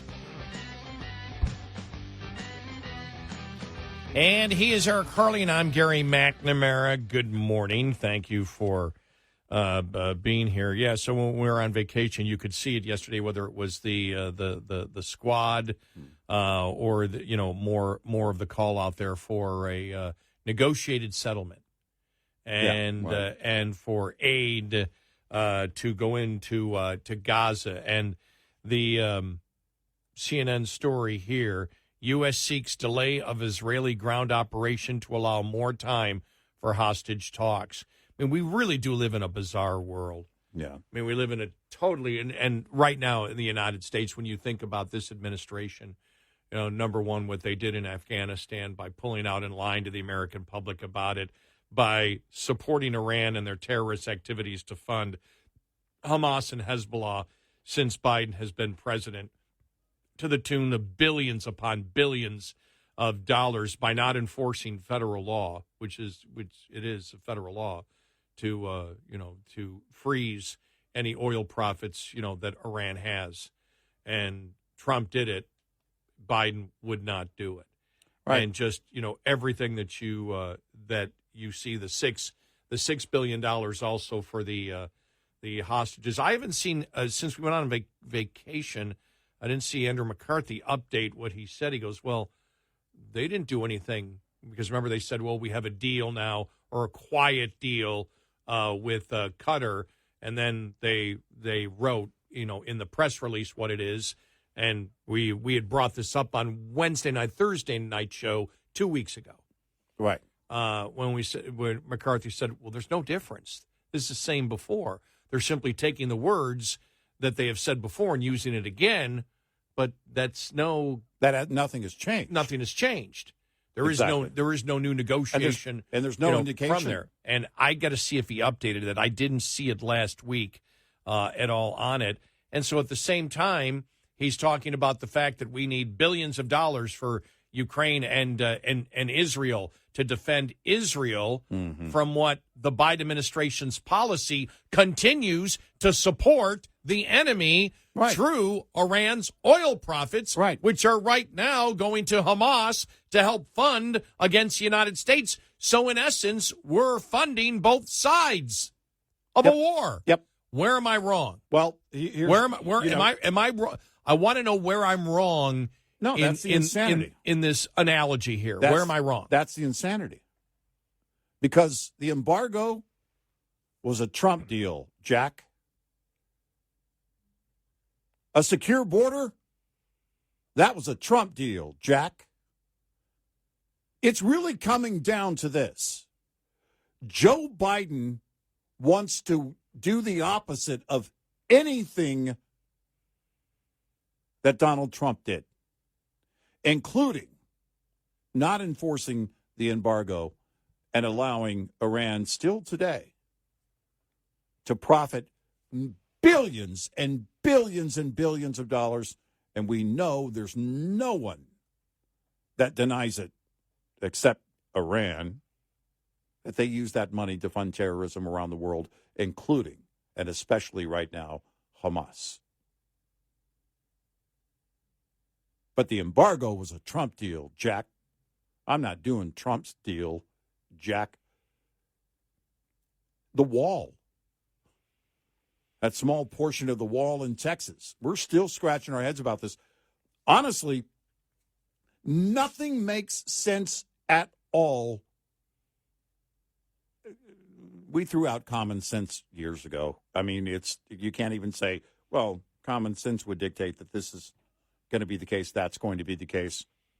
But you look at the response right now, still today, to the attack on Israel.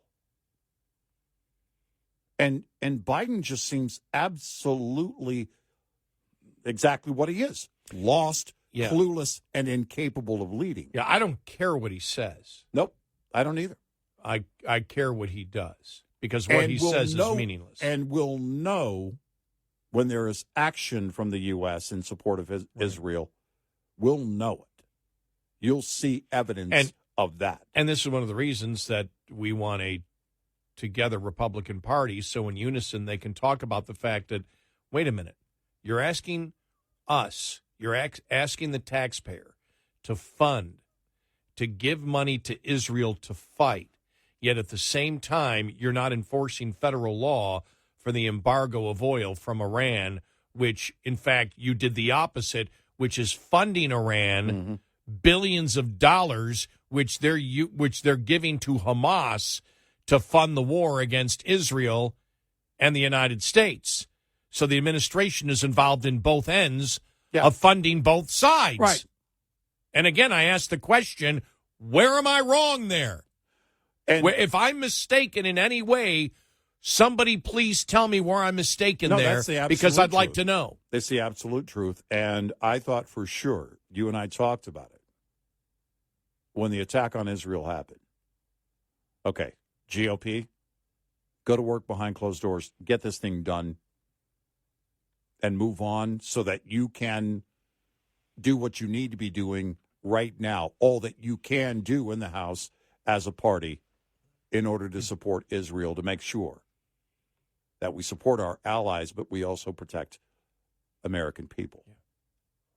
And can we please enforce federal law and stop funding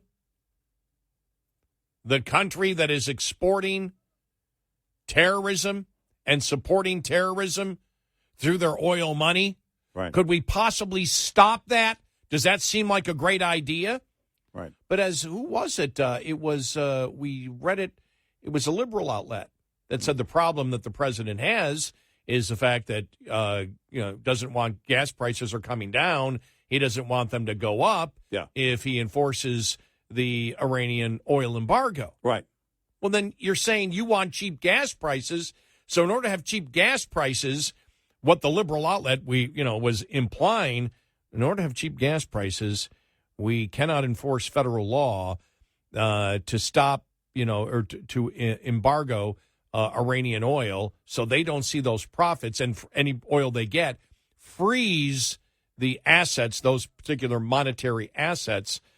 He won't do that because he wants gasoline prices to be low. Then Iran is taking that money and funding Hamas and Hezbollah that are waging war against Israel, that now the president is saying we need billions of dollars to give to Israel to defend themselves from the terrorist organization, which is being funded by Iran, that Biden will not enforce federal law on and ensure that any funds are frozen and that the embargo is in effect. Yeah.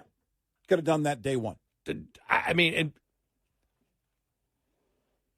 it's maddening. It's absolutely maddening. I for one will say this. I haven't seen this in my observing politicians. This I haven't seen, because we're currently helping to fund both sides. Yep. No, that's it. Based on the behavior of the president. Yep. And he could get wide support, plenty of support on enforcing the embargo. You wouldn't really even need the support. Just do it. Cut them off. And he won't. That is beyond maddening. He's incapable of leading. He is flat out incapable of leading. And you can see it, by the way, with all the White House staffers and cabinet members. These people are all jokes, and everything is chaos. They're scrambling because he's still commander-in-chief. Yeah, I just, like I said, you observe this and you say, well, okay, well, this is the scenario. I got to be wrong somewhere, because otherwise people would be screaming about why are we funding both sides? And you don't hear it. Nobody's screaming that. No, nobody is. It's like, so where am I wrong in this? Yep. I must be wrong because this is obviously something that would upset Americans, correct? Certainly this has been vetted by the public, right? Well, the public is upset about the continuing funding of Ukraine without accomplishing anything. Yep. Well, what if we were also ensuring that Russia had funds that they didn't have before because we stopped them from getting funds, and then Biden gets into office and ensures that they have the funding? Yep. I'm sure people would be angry if that was Ukraine. Yeah. Is it just the media hasn't covered this part of it, or articulated it? Because it's just like, it's been out there. And it's far too obvious. It's sitting there. The scenario is very real and apparent to anyone who's not wearing blinders. But keep in mind, this is a media that still wanted that rocket to have come from Israel.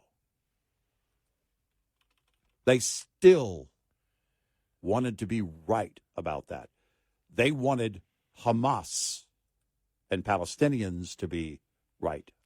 Reading that from the National Review, Beckett Adams, the media will never forgive Israel for not bombing that hospital. Reporters and pundits mishandled the Gaza hospital story because they wanted so badly for it to be true. Few things are as dangerous as a newsroom that wants a story to be true. An overzealous editor is how the really dangerous stuff gets printed. The free press is supposed to operate from a set of principles, working from established guardrails. By the way, I can just go blah, blah, blah, blah, blah, blah, blah, blah, blah, yada, yada, yada. Because they're not newsrooms, and they're not journalists. They're activists, and as we said from the beginning, this entire situation will quickly, and has since the beginning, separated the radicals from everybody else. Right. The story was suspect from the get-go, considering the sole source of the claim was the Gaza Health Ministry, in other words, Hamas. But that didn't matter. The U.S. press wanted the story to be true, as evidenced by the indefensibly slipshod and irresponsible coverage that clogged up news feeds around the world, and they give all the different examples of it. And you would ask yourself, well, how are they not greatly embarrassed? Because they don't care. They don't care. When the truth never matters, they don't mind getting it wrong. 866-90-RED-EYE. Get in touch with Red Eye Radio, toll free at 866-90-RED-EYE.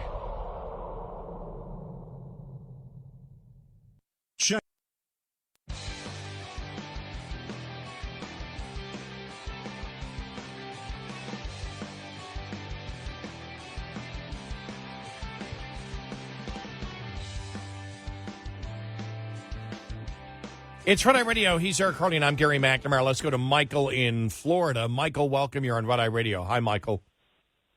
Hi there. Well, thank you. Great to listen to you guys, and salute all the truckers that listen as well. They keep the nation moving. Just wanted to make a point, and it's pretty bleak, I think, overall. It's that I just don't see a solution to this problem, honestly. All my life, all there's been is this turmoil of the Arab world in general, not just the Palestinians, but the Arabs and the whole Arab nation. The Arab League won't recognize the existence of Israel. And as far as the extremists go, it's not just the Jews that they're after, but it's just anybody who doesn't believe as they do.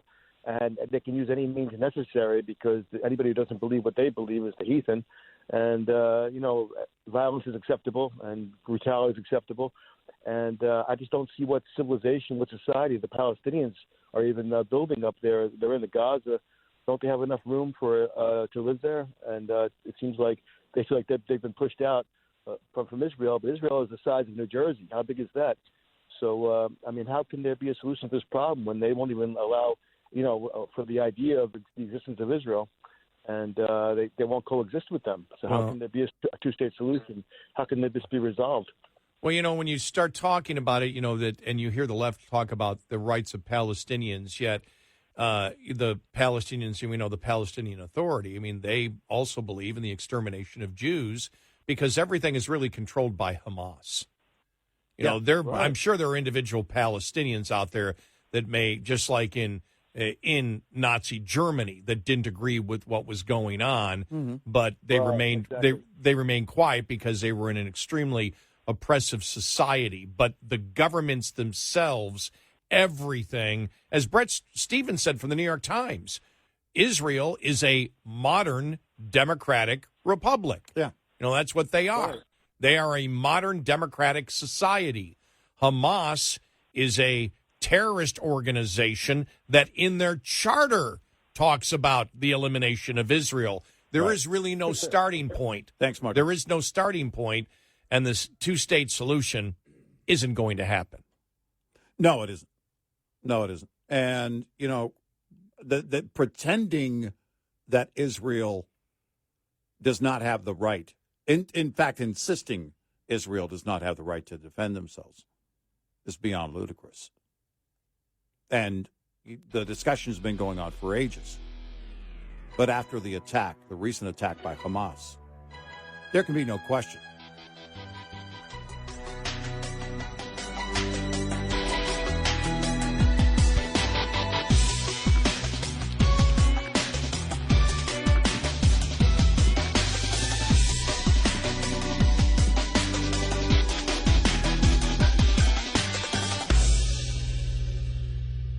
This is Red Eye Radio on Westwood.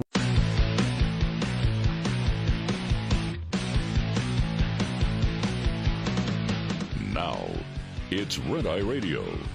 Gary McNamara and Eric Harley talk about everything from politics to social issues and news of the day. Whether you're up late or you're just starting your day, welcome to the show. From the Uniden America Studios, this is Red Eye Radio. All across the USA and around the world, we are Red Eye Radio. Good morning. Thank you so much for being here. He's Eric Harley, and I'm Gary McNamara. Reading here over the weekend, this would have been Saturday National Review. House Republicans need to end the chaos. The core of competency of House Republicans caucus has become the core competency of the House Republican caucus has become preventing anyone from getting elected Speaker of the House. After 3 ballots of the House floor, where he lost a slightly larger number of defectors each try, the GOP conference voted to dump Jim Jordan as its speaker. It hurt Jordan that as a founder, now this is an important part that we're bringing up. It's no longer about issues. No. It hurt Jordan that as a founder of the House Freedom Caucus, he so often rejected pragmatic arguments and half-a-loaf deals, and then, once he wanted to be Speaker, argued that everyone needed to compromise and come together around his bid. And we talked about how he offered blue state Republicans that he would put forth legislation doubling the SALT deductions. Yeah. Which it's like, what? And remember, Matt Gaetz has said, do you believe that Jim Jordan would go in there and shut down the government in 3 weeks? Anybody believe that? If that was going to happen? No. Well, it played out exactly the way it's always going to play out.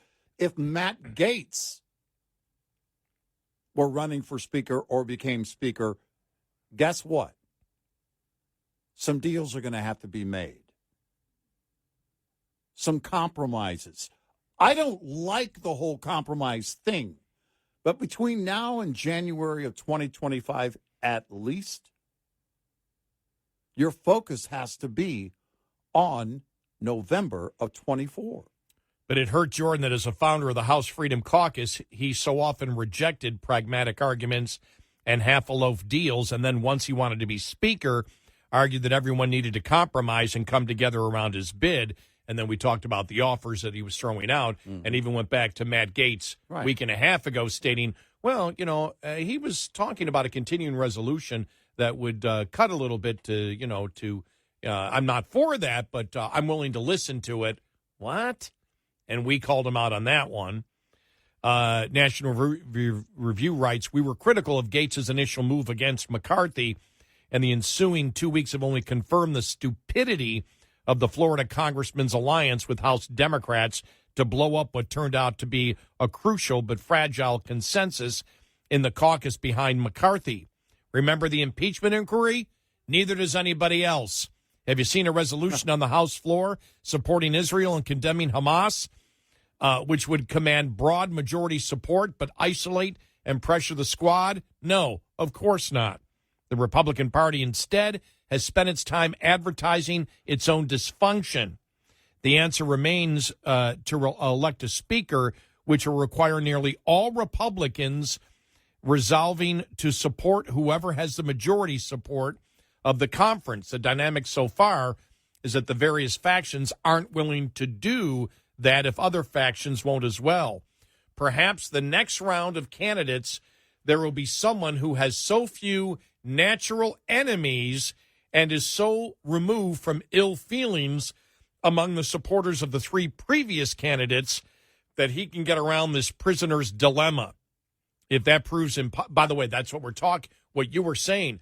This is no longer about issues anymore. No. This is all personality. It's all a personality conflict issue, and has been and was with Matt Gaetz from the beginning. And by beginning, I mean January, where this all began with McCarthy.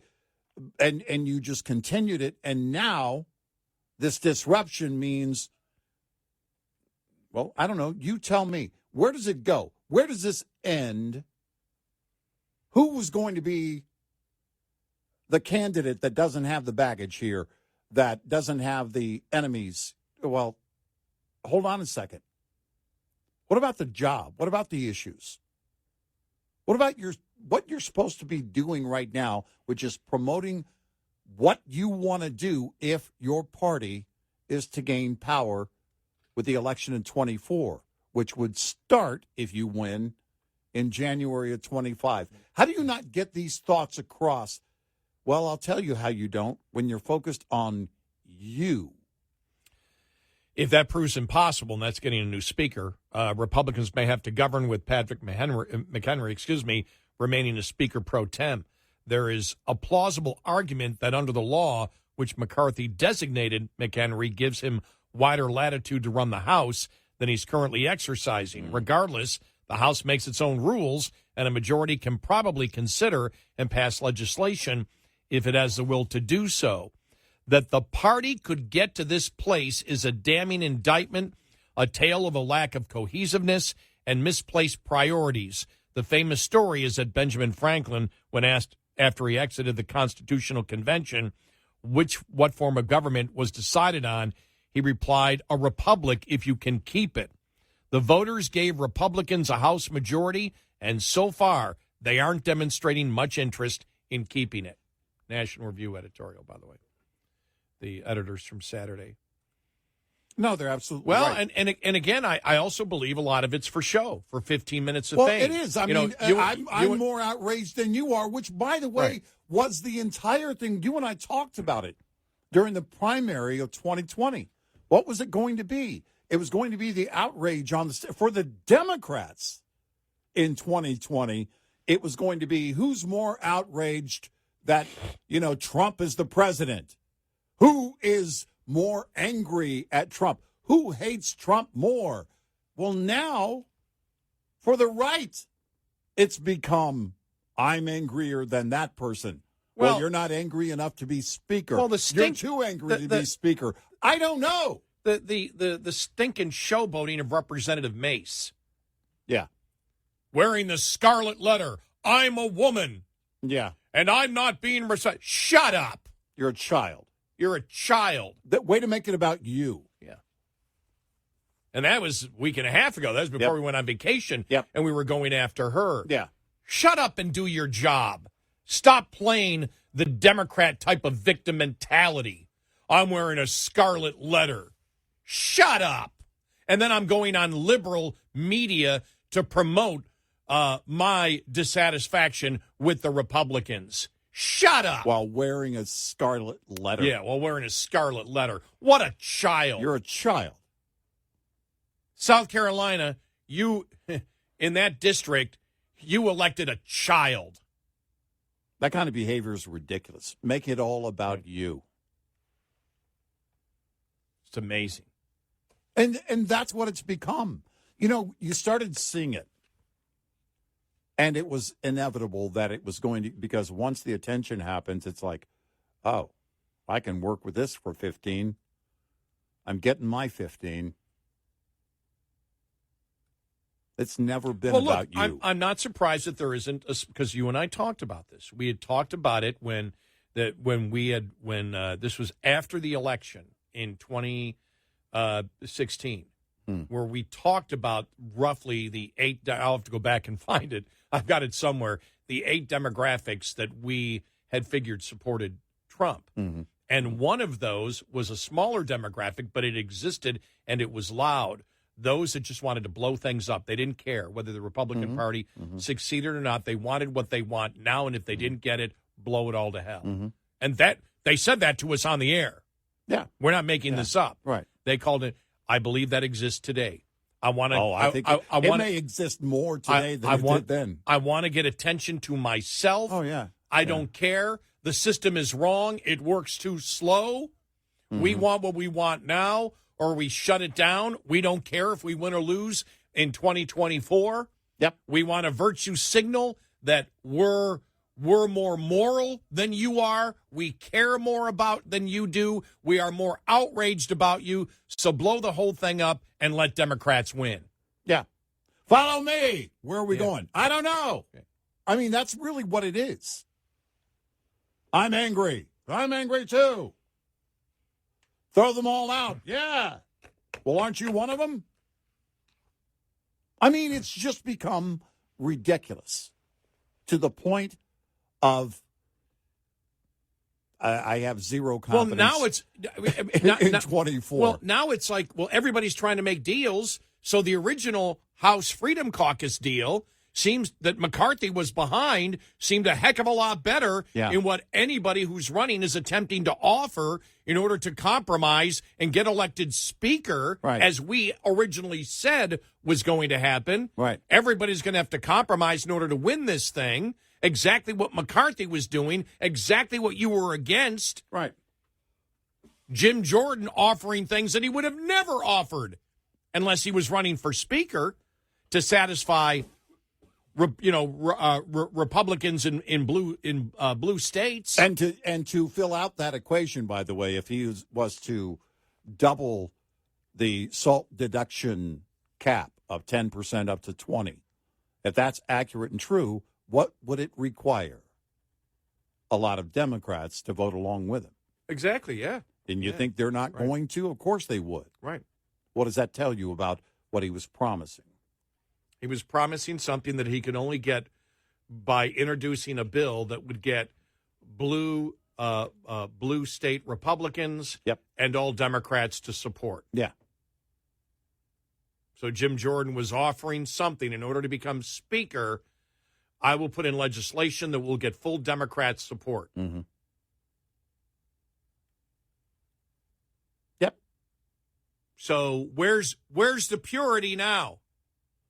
Where's the Gates, whatever it was, the Gates so-called, quote, purity that we were searching for? Said it that then. we must have. I said it then. You and I have said it for years. That unicorn does not exist. No. It just doesn't.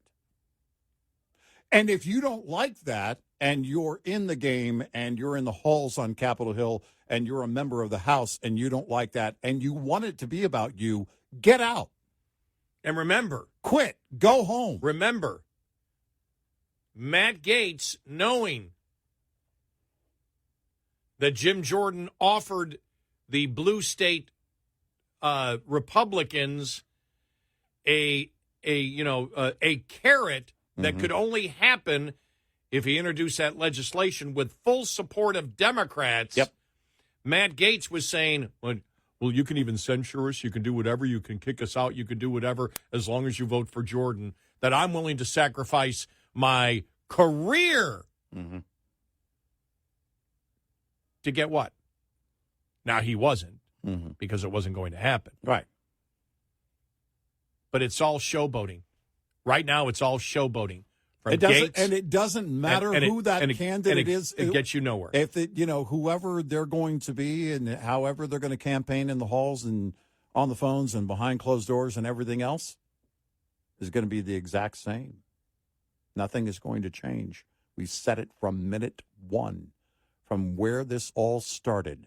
This does not change the makeup in the House. It doesn't change the makeup of the GOP. And pretending that you can change what can't be changed, which is the makeup and the slim lead you have in the House, right.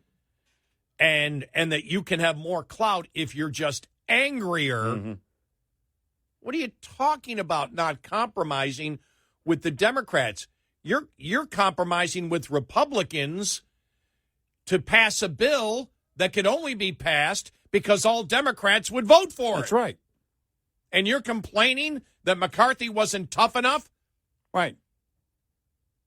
With Democrats, and then Jordan comes out with to appease blue state Republicans on a bill that can only be passed with full support?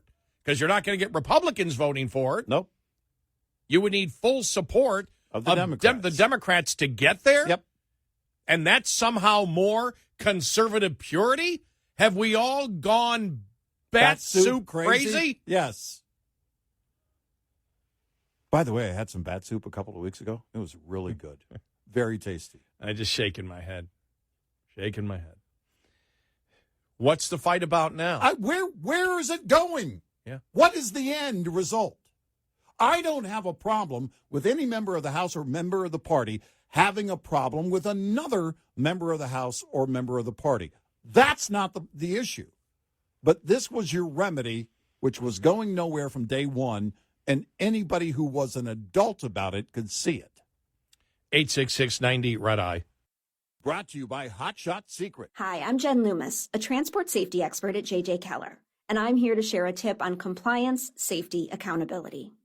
Compliance, Safety, Accountability, or CSA, is the FMCSA Safety, Compliance, and Enforcement Program. Its goal is to hold motor carriers and drivers accountable for highway safety and to reduce crashes, injuries, and fatalities on our roads. CSA does this by assessing the safety performance of motor carriers and drivers based on data collected during roadside inspections, crash reports, and FMCSA investigations. Based on the data that is compiled, motor carriers are assigned a score. The carrier is then grouped with other carriers who have had a similar number of safety events. Carrier scores within the group are then ranked to determine intervention priority. Low scores are better, so carriers with the highest scores are those that are most likely to be targeted for intervention by the FMCSA. Interventions range in severity and may include warning letters, roadside, off-site, or on-site inspections, civil penalties, or operation out-of-service orders. This tip was brought to you by J.J. Keller and Associates. Visit us at jjkeller.com. We'll be right back with more Red Eye Radio with Eric Harley and Gary McNamara.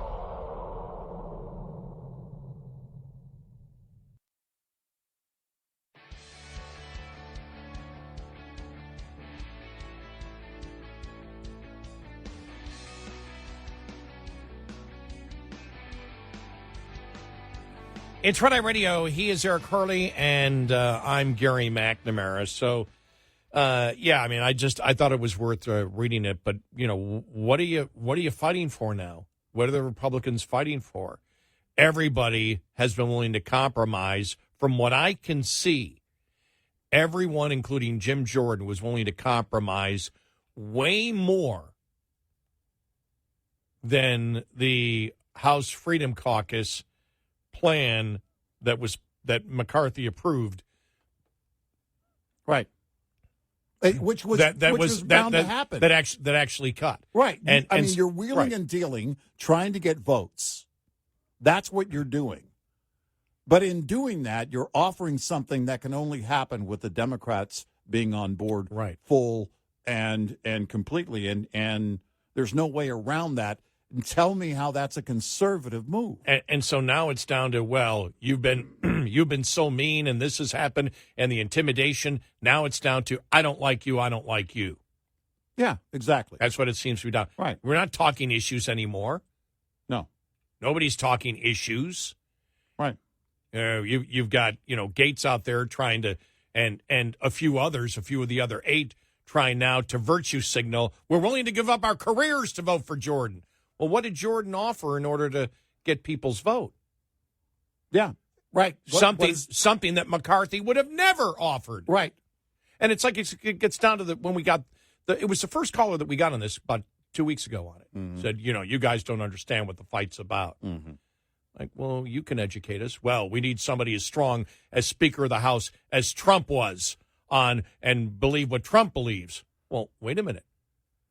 Gates is wanting McCarthy to shut down the government. Yeah. On the budget. Trump never shut down the government on a budget, ever.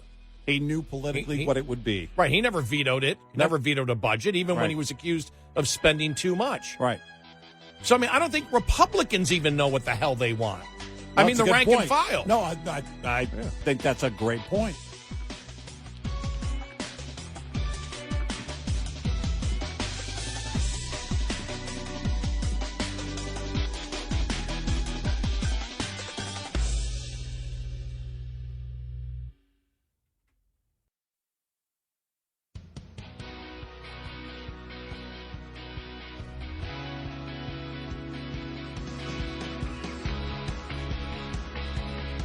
Giving you 70% each night. Eric Harley and Gary McNamara on Red Eye Radio. And he is Eric Harley, and I'm Gary McNamara. Download our Red Eye Radio app today and listen when and where you wish, if you can't listen live overnight. And thank you. All right, so I found it. It was an article he wrote last Monday, the first day that we were out on vacation. And this is Andrew McCarthy, who's Fox News contributor, New York Post, National Review, wrote this in National Review.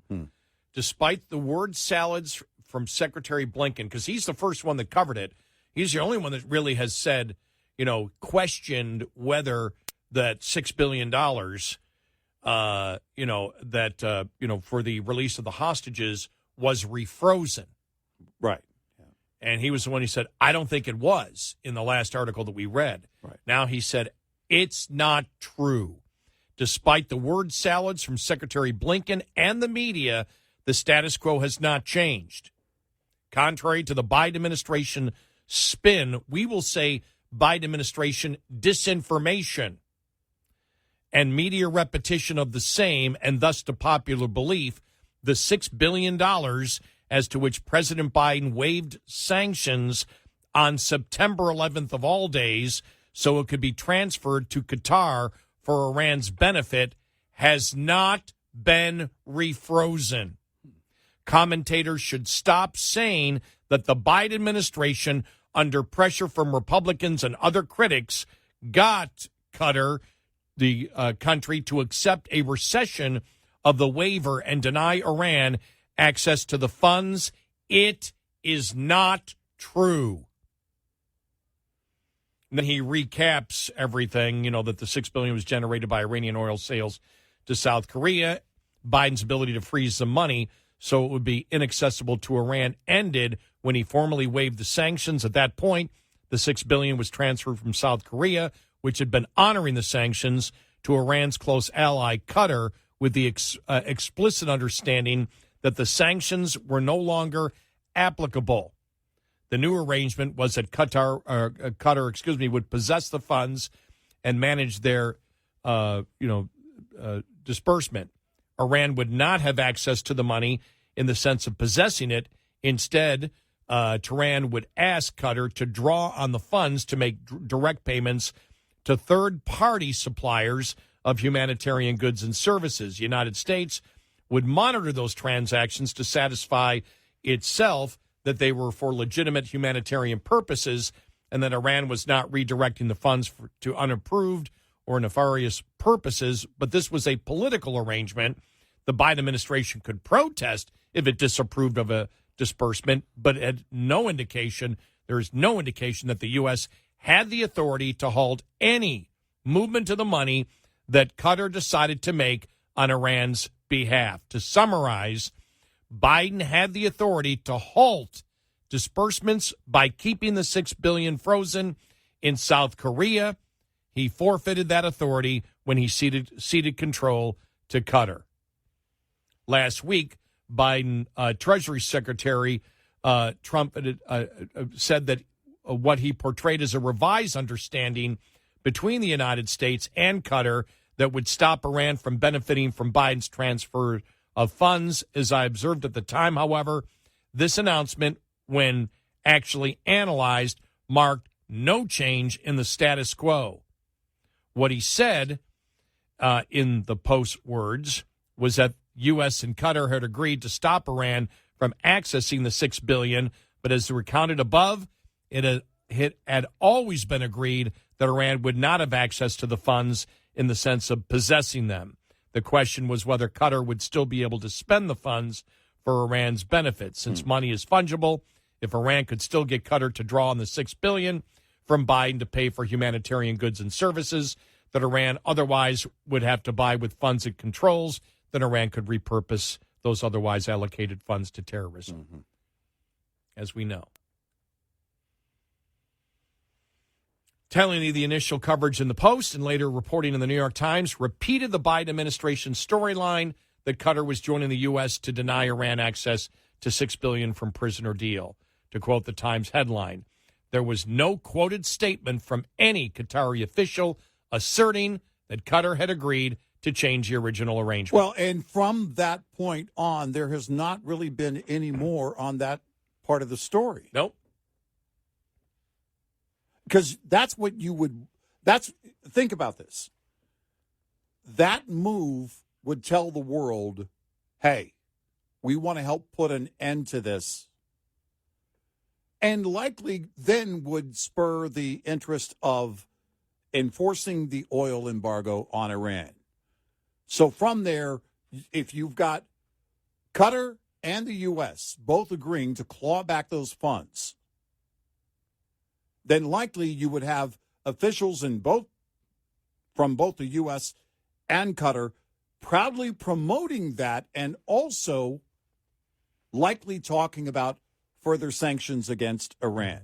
You didn't see that at all. According to the Times, at a meeting with House Democrats, the Assistant Treasury Secretary said that Iran would no longer have access to the funds. That's a red herring. To repeat, Iran was not supposed to have access in the first place. Right. The Biden official also told Democrats that the money was supposedly under close supervision and strict conditions that it only be used for humanitarian purposes.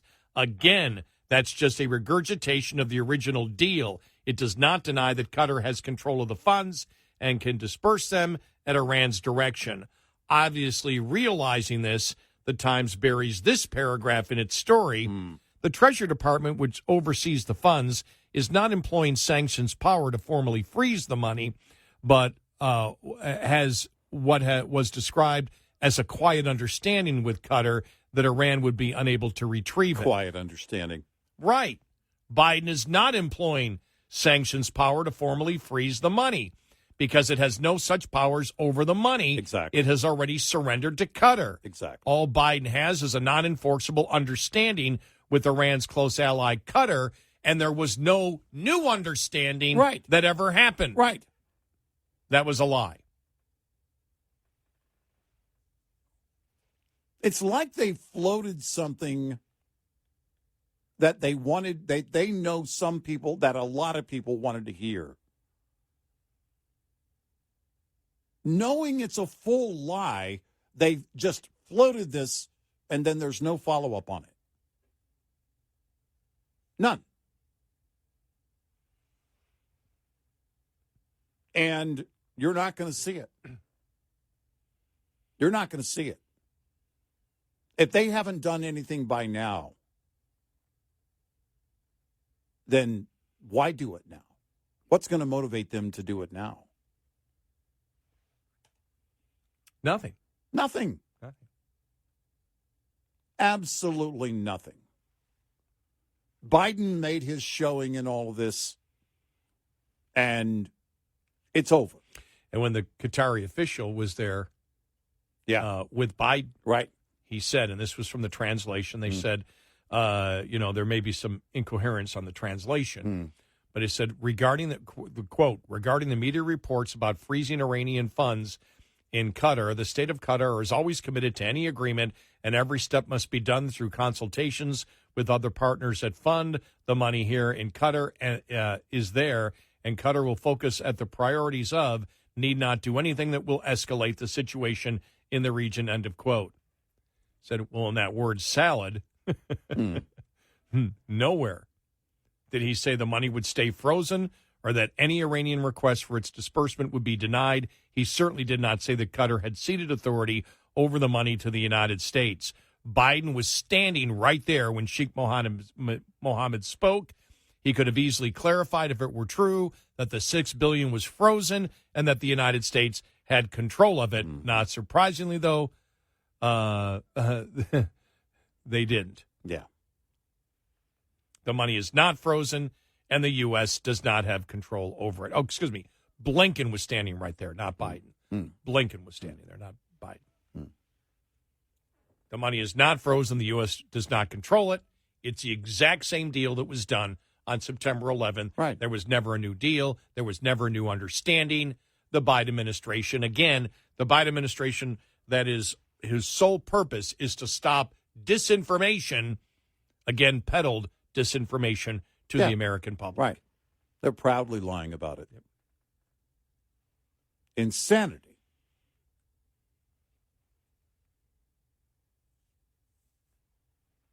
If the horrific attack on Israel by Hamas was not enough to motivate them, I don't know what is.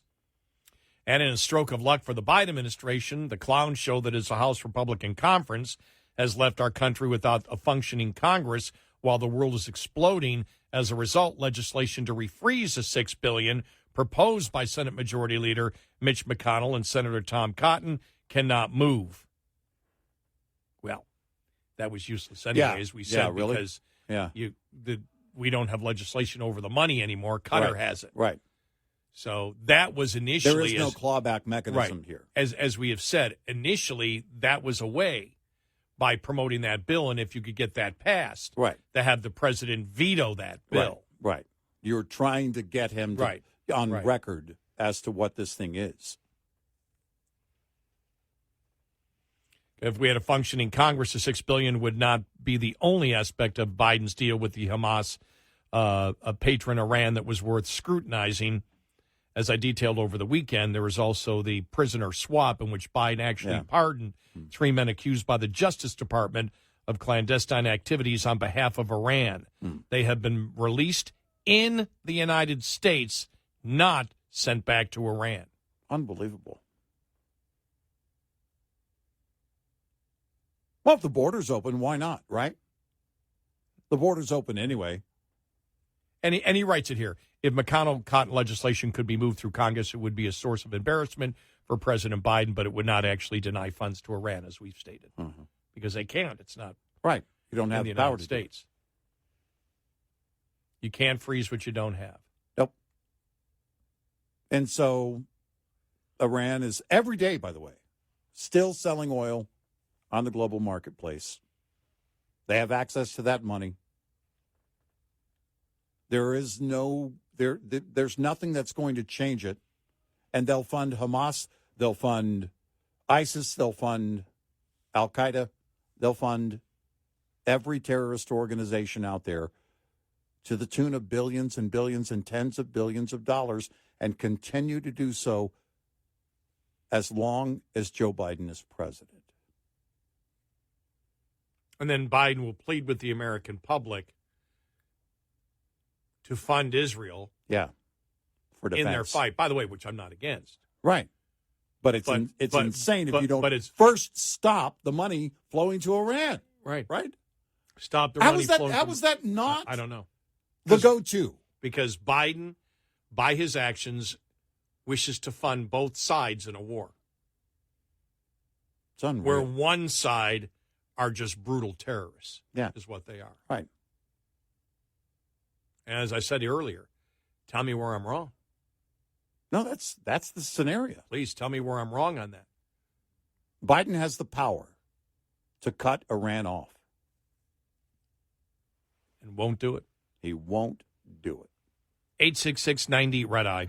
Coming up, more with Gary McNamara and Eric Harley. It's Red Eye Radio.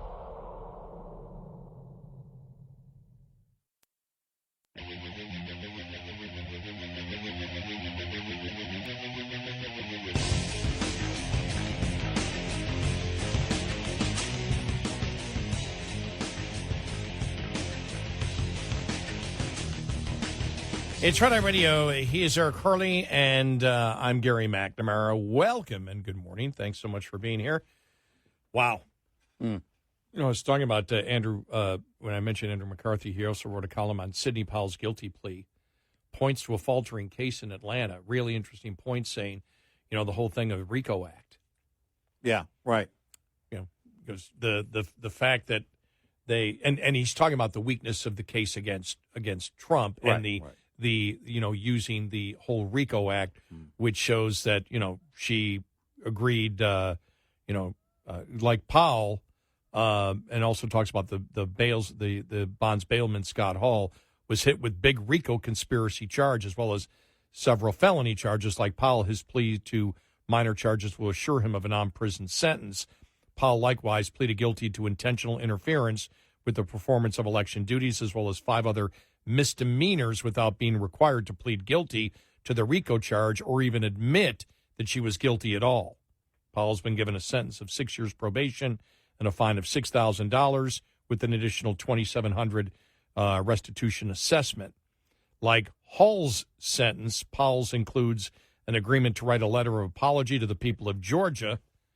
Says, and he writes, "Hey, Fannie Willis, good luck ever getting Trump to agree to that one." Like Hall, Powell is cooperating with prosecutors. On that score, as part of her plea bargain, she gave a statement to the state. It is under seal, so we do have some intrigue. Obviously, Powell's cooperation is potentially more consequential for Trump than Hall's. The lengthy indictment does not suggest that Trump is directly implicated in the scheme to get election data from Coffee County. So, yeah, interesting.